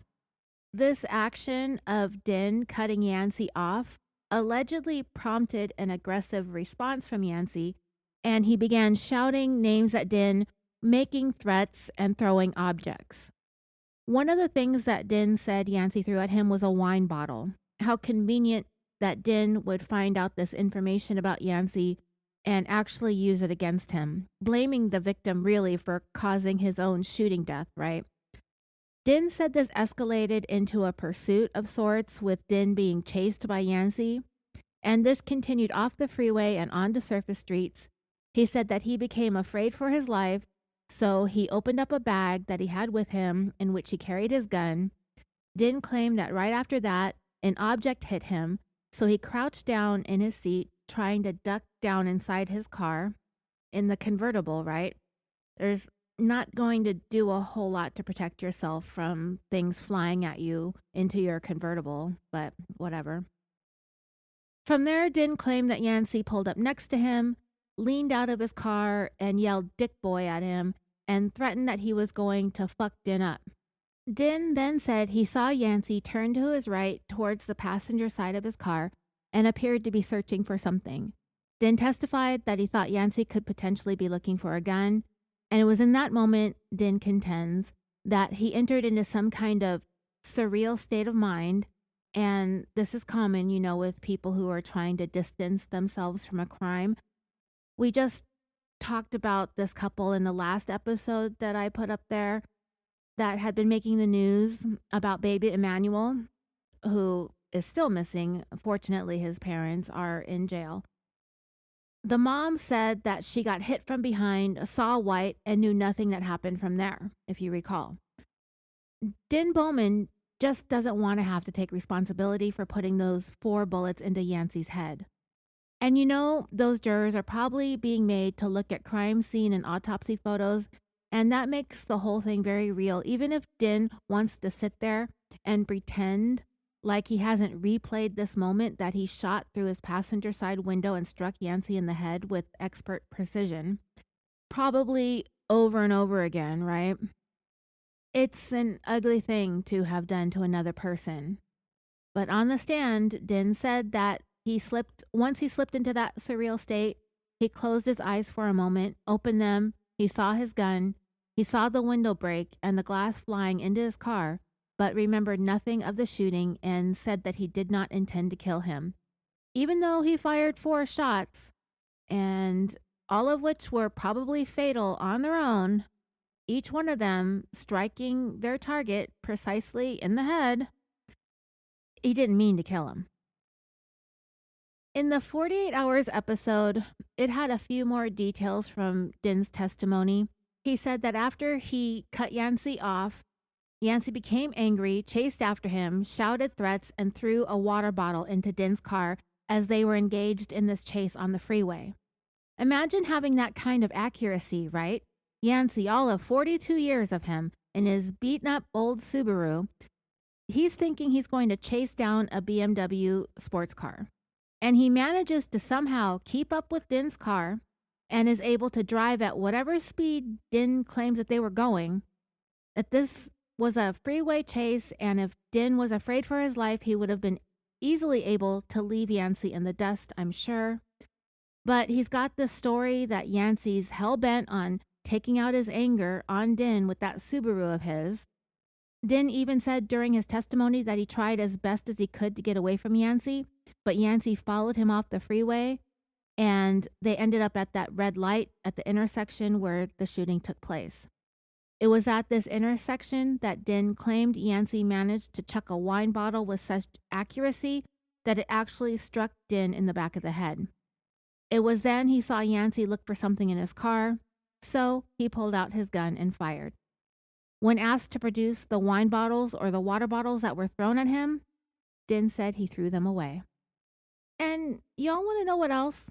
After the shooting, Dinh went home, and that evening he and Jennifer went out on a dinner date. He also testified that the same night of the shooting, he took apart his Glock handgun and threw away the barrel, thinking that it could be used to link the gun to Yancy's shooting, but he didn't get rid of the whole gun, and forensics matched it up with the shell casings anyway. And it really didn't matter, since Dinh would admit to being the one who shot Yancy. He'd have to explain the gun and all of his covering up that he did, all of which doesn't bode well for Dinh, because most people who would kill in self-defense would probably not feel the need to shoot somebody 4 times in the head, flee, and spend the next 3 weeks tampering with evidence in order to hide his involvement. Self-defense actually doesn't really work like that, but it was an okay effort on Dinh's part to try and save his own skin from having to go to prison forever. As for the prosecution, nobody really thought that Dinh started the day that he shot and killed Yancy with any kind of plan to shoot and kill anyone. The thing is, the whole scene with Yancy The way that he was stopped at that red light and Dinh Bowman just happened to come up to the same red light, and he quickly noticed that Yancy's window was down. He was the only person in the car. There was no confrontation on the freeway. There was no road rage encounter. This is a scene that just happened to present itself as Dinh approached that red light, and it really mirrored an instructional video that was discovered on Dinh's computer. It was this guy in his car talking into a camera, telling you how to pull up to a car that you feel threatened by and how to shoot accurately through your passenger window in case there are times your life is being threatened while you're driving, such as a road rage encounter. The guy is talking into the camera through his driver's side window.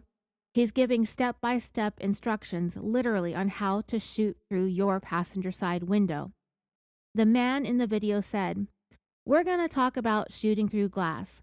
I've come into a situation where I feel threatened by someone off to my passenger side." And then the guy actually does it. He shoots and shatters his window in the video. The detectives described it as a play-by-play of the actual shooting. They stated, "If you want to know how to shoot somebody in traffic from your fancy sports car, it was an awfully helpful video. He didn't even have to roll down his window." And this video was proof, at least to investigators on the case, that Dinh Bowman killed simply for the sake of killing. Just to experience it, just for the hell of it, just for the thrill of it, just because. Yancy Noll's life was ripped from this planet just 'cause. As the lead detective on the case put it, what's the fun if there's no challenge, if there's no witnesses, if there's no need to get away, to speed off, to fly through neighborhood streets, and to hide your car in your garage? That was the fun for him. Another thing that investigators were pretty sure of was the fact that they believed Dinh's wife, Snuggles, wasn't as quote-unquote not sure as she claimed to be. In fact, not only were they sure that she was sure of Dinh's involvement in the shooting, they were sure that she was involved from the beginning. When they interviewed her the day that Dinh was arrested, she spoke to them willingly. She didn't ask for attorney. She kind of provided answers, non-answers, but she was also very nervous. They could tell that she was jittery and she had a hard time making eye contact.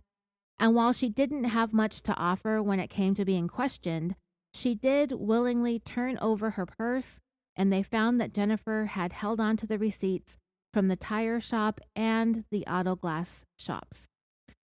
The detectives didn't think that Jennifer had advanced knowledge of what had happened, but she was definitely there for the cover-up, and we really don't know if Dinh told Jennifer what he did or if he made up stories, but he may have even told her the same thing that he told the court, that he had road rage with Yancy. She knew that there was something that happened and was basically an accessory after the fact, even if it was road rage and Dinh was justified. Neither one of them did the right thing and reported the incident and his involvement. And yeah, in the state of Washington, spouses cannot be made to testify against one another. And Dinh's parents, remember, they ordered her to stay away.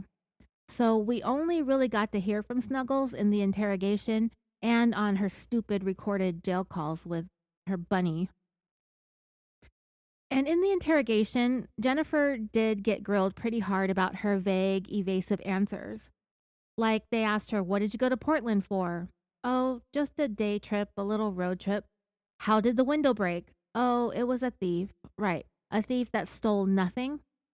Fists got slammed on tables, and her answers to the questions and her standoffishness was so irritating and frustrating. I don't know, those "I'm not sure's" really make you feel some type of way, and it's not fun. Even the answer that she provided about what time of day that they went on this road trip or whatever they did was vague. But it was also a lie because she said they went there during the day. They had lunch, and while they were at lunch, a theftless thief broke into their window, and they got that fixed that afternoon. Well, the restaurant receipt that they had from that day in Portland was time-stamped 7:09 p.m. If they had had lunch, Snuggles would have for sure kept that receipt, but she didn't have one.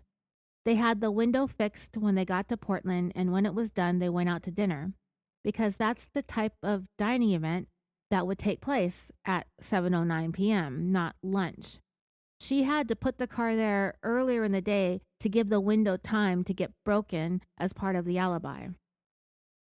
A couple of weeks later, Snuggles and Bunny went to the tire shop, and the manager said that Jennifer stared at the ground and didn't speak to anyone. They had 4 really expensive tires on that BMW that were still in good working condition, and they had those 4 taken off and 4 cheap tires put on. It was just before that trip to the tire shop in Linwood, Washington, that the media reported about the skid marks that were left by the shooter at the scene, and that is what prompted Dinh to have the tires changed. But when Jennifer was asked during questioning, why did he get new tires, her answer was, you guessed it, I'm not sure.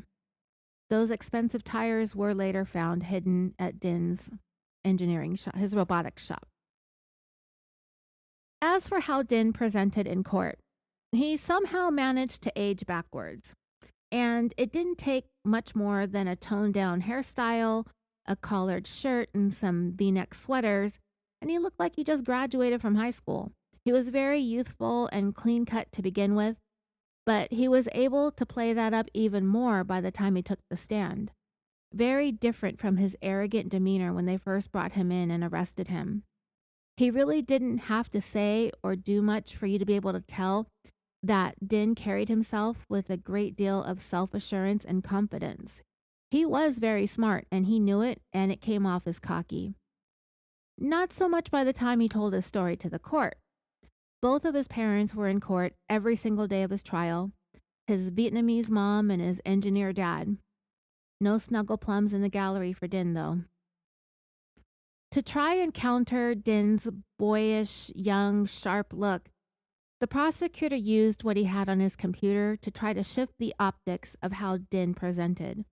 And this wasn't going to be a murder with some kind of run-of-the-mill motive like we talked about in the beginning. There was no financial gain, no love triangle, no romantic rivals, not even a road rage incident. This was Dinh's way of satiating a desire to learn, know, understand, experience, and feel what it's like to kill someone. And along with that came the excitement of getting away with it, speeding off like he's seen in movies, quickly zipping into his garage and following the news articles about what he did, patting himself on the back, I'm sure. Dinh's defense had a pretty steep hill to climb here. I mean, the best defense Dinh had was self-defense. But would they really be able to explain away all of the thousands of pages of documents and videos on his computer on how to kill someone? Dinh's attorneys would say, yeah, he had all that stuff, but he had thousands and thousands of files related to his work as a robotics engineer too. He is a data and information hoarder, so to speak. And to an extent, yeah, that sounds reasonable.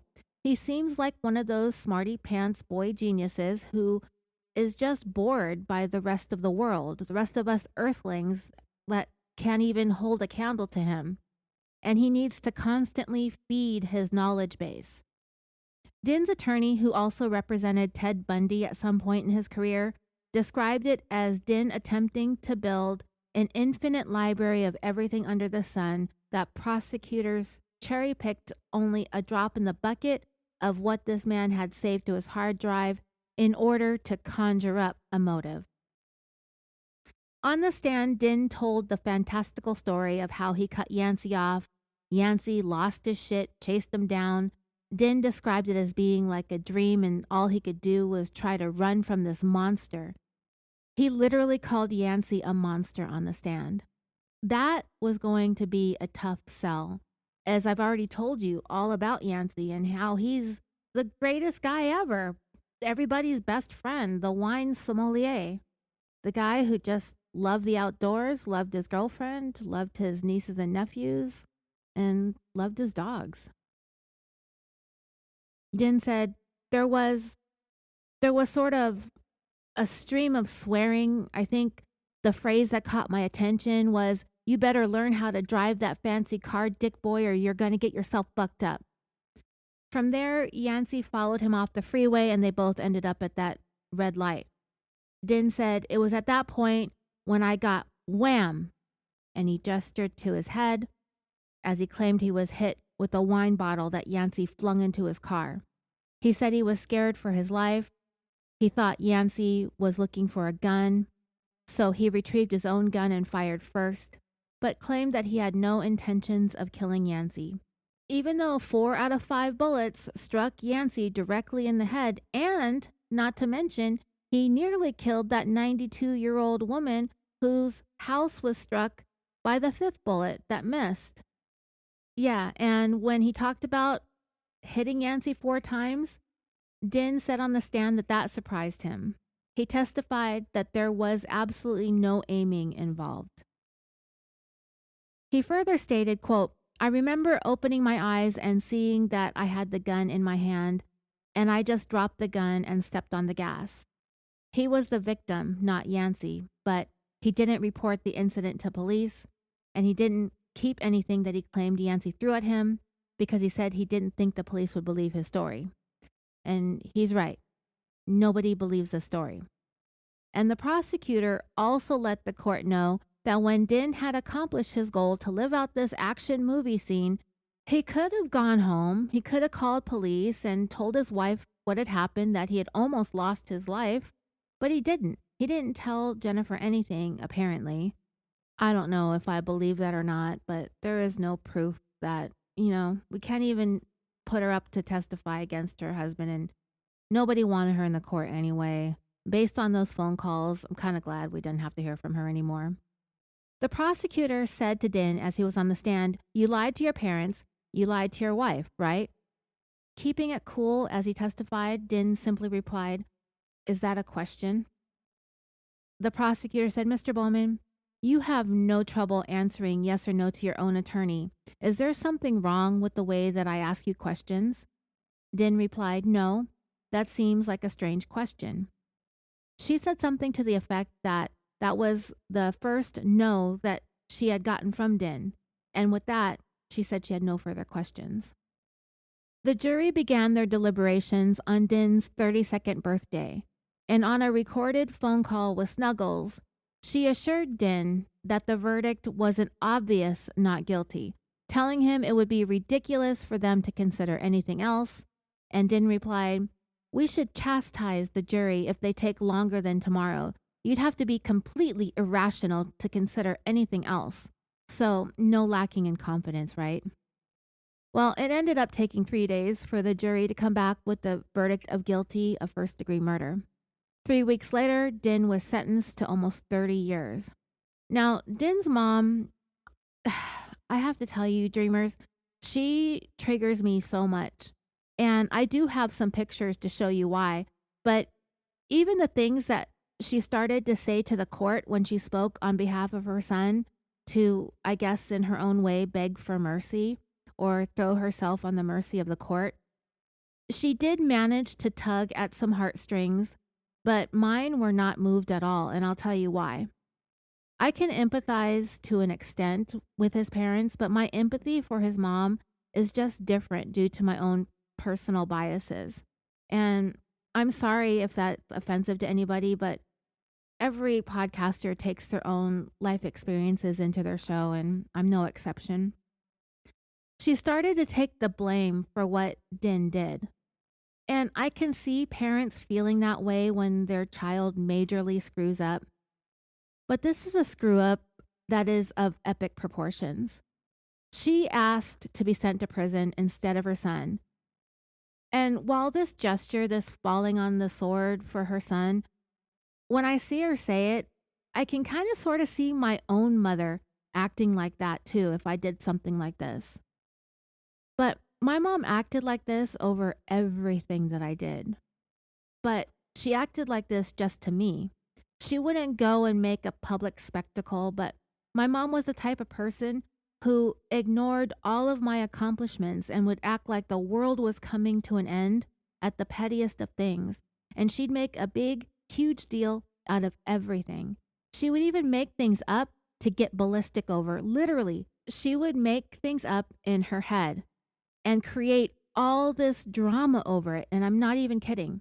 She would start some shit and then she would get on the phone with one of her siblings, or if she had any friends, if whoever was speaking to her at the moment, because nobody liked her. And she would tell them how much she has to put up with because of me in order to get sympathy and praise. Like, let me give you all an example of something my mom would do. And I might have brought this up in a previous episode. I can't really remember because I recorded so much, so I apologize if this is repetitive. But one time I came home from work, after I had my daughter. I was in a really unstable marriage with my ex-husband. And so I chose to live with my mom instead of my husband for many years while I raised Evelyn. So I came home from work and my mom had this big piece of paper on the counter with a whole bunch of my hair on it. Yeah, my hair that she said she found all over the house, all over the floor, your hair all over the place. I find your hair all over the floor, all over the house, all over the time. I sweep 3-4 times a day, your hair everywhere. And then she would tell anyone who would listen what a slob I am and how she had to spend her entire life cleaning up after me, to a point that she was forced to have to pay for a housekeeper because of how disgusting I am. And it would be this whole big shouty production she'd put on the phone with her friends. And they would be like, oh yeah, that's terrible. You're such a great mom for putting up with all of Roseanne's bullshit. And all of it, my mom created in her own head. Because when I went into the bathroom later, I found out that all of my hair had been pulled out of my hairbrush. And I kid you not, that is like seriously a day in the life of my mother.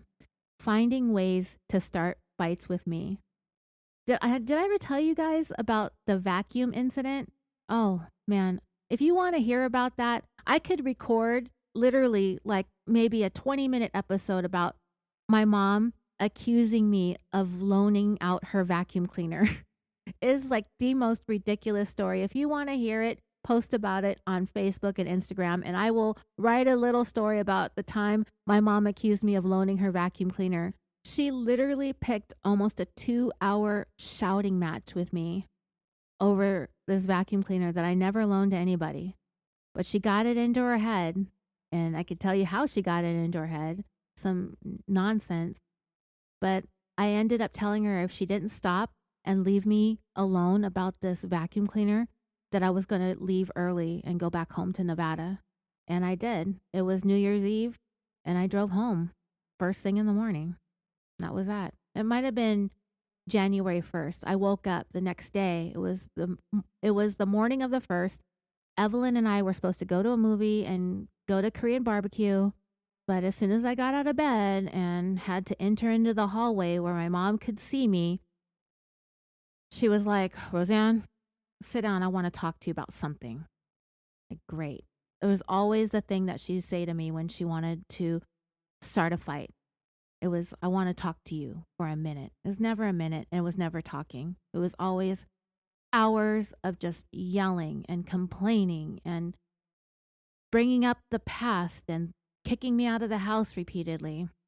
It was like a pastime for her, finding ways to start fights with me. And all of it was for my mom to be able to paint herself as a victim of all this chaos and fuckery that I caused in her life. And there's a part of me that just kind of feels the same way about Din's mom. Din was most likely the pride and joy of his family, and that is really what sets Din and myself apart, is I was definitely not my mother's pride and joy. His mom likely bragged to all of her family and friends about her Boeing engineer husband and her prodigious engineer son. So when this happened, I can imagine, like, emotionally and mentally, this woman went spiraling. And this whole demonstration in court, asking to be thrown in jail instead of him, I think was her way of gaining sympathy. She knows throwing herself on the court like that is probably the most dramatic thing that she could do to try and distract from the fact that her son is an evil, vile human being who literally killed in cold blood for absolutely no reason. She should have gotten up there, and if she wanted to do anything for her son, she should have profusely apologized on his behalf for what he did to Yancy and his family and friends and loved ones. If she wanted to take responsibility for what her son did and to not have Yancy's death be in vain, she could have tried to offer words of sorrow for him. And instead of offering to waste her life for Dinh, she could have used this as a springboard for change, to serve, to give back, to honor the life that her son brutally ended, but she didn't. She managed to make what her son did all about herself. And I really kind of hate that I feel that way, but I would be lying to you if I didn't share this opinion that I have. And I may very well be wrong, but from what I hear from others who were raised in Asian families, many have been raised with the same or similar experiences as me. These feelings are familiar. And it wasn't until I was able to open up about this that I realized it wasn't just my mom. And by the way, Yancy's family, friends, and loved ones put their fingers in their ears while Dinh's mom made her statement. And one last thing about Dinh's mom, she died in 2019. And I found a couple of online obituaries, and for me, it really enabled me to open up about what I thought of her and her courtroom scene. And I scrolled through the pictures, and I'm just going to post about it on social media. I found a picture of Dinh posing with his parents in the prison. There's a couple of them, and it's kind of eerie how much Dinh's mom has this resemblance and similarities to my own mom. And I'll post them side by side. It's really trippy. Another coincidence, our moms married successful white men. We're both only children, and our moms have the same first name. Dinh did speak at his own sentencing, and the first thing that he said was that he's disappointed that the jury didn't believe him. Yeah, nothing to say about what he did, nothing to say to his devastated family, nothing to say to Yancy's devastated family and friends, no offers of apologies for all the tears that have been shed over what he did. People shed tears for the victim, and some even for Dinh. Dinh himself, he shed tears. He wept like a big crybaby, but only tears for himself. The fact that the first thing he has to say was he's disappointed that the jury didn't believe him shows that this was all about him. The judge eventually spoke and said that he felt terribly for Dinh's family and made sure to point out the only person responsible for what Dinh did was him. And to his statement that he's disappointed that the jury didn't believe him, and he asked the judge to take into consideration that this was a case of self-defense when determining his sentence, the judge said that the jury rejected the notion that this was a case of self-defense, and he was rejecting it too. He sentenced Dinh to just under the maximum sentence, 29 years and 1 month. And while Dinh is done, investigators still don't feel like there was a complete serving of justice dealt here. That only half of the responsible parties are where they need to be. Jennifer Bowman, aka Snuggles, she lied to police. She was vague and misleading the whole entire time that she spoke to them, and they expressed their desire to see her charged with helping Dinh during the cover-up. But from all I can see, she managed to sidestep that. Staying out of it probably helped, staying away from the court. But she didn't escape from this whole thing unscathed. As soon as Dinh was convicted, she bounced. Bunny and Snuggles were no more. They broke up. She moved away and changed her identity because she was basically maligned in the community. 48 Hours did find her back when they did their episode. They tried asking questions, but she stayed quiet. The state decided not to charge her with any crimes. After Dinh's guilty verdict, he did have an attempted suicide. I don't know how much of an effort he put into that, but he recovered and is still serving his prison sentence. And that is the case of the murder of Yancy Noll. It's very sad, pointless. It's really an extra level of sadness when there seems to be no reason, like the senselessness of it, that bothers me a lot. But anyway, I want to thank you all so much for listening. I know it's been more than a month since I've had an episode out.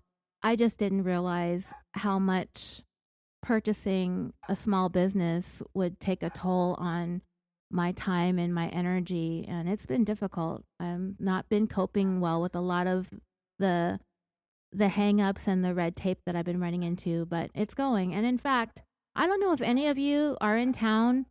Oh my God, Fred! Sorry, he was barking at something. We're having a grand opening this weekend on Saturday, October 4th at the shop. So you know where to find me. One of you came through. One of my listeners came through, and I was in California at the time, and I am so bummed out that that happened. But yeah, I'm at the shop pretty much 7 days a week, not all the time. I have employees now, so they're there running the show. But if you want to come through, please do, and I'll try to be there. Let me know you're going to come through, and I'll make a point to be there so I can finally start meeting some of my listeners face to face, and I can't think of a better town than Vegas to have that happen in. And I hear that CrimeCon's going to be back in Vegas in 2026, so I don't know if I'm going to have an excuse this time around to not go. We'll see what happens. All right, that's all I've got. I will be back hopefully soon with another episode. I have something lined up for Patreon, a very interesting case that I recently got reminded of that happened back in California, so I'm excited to head back there. Thank you again for listening, and as always, take care, be safe, and sweet dreams.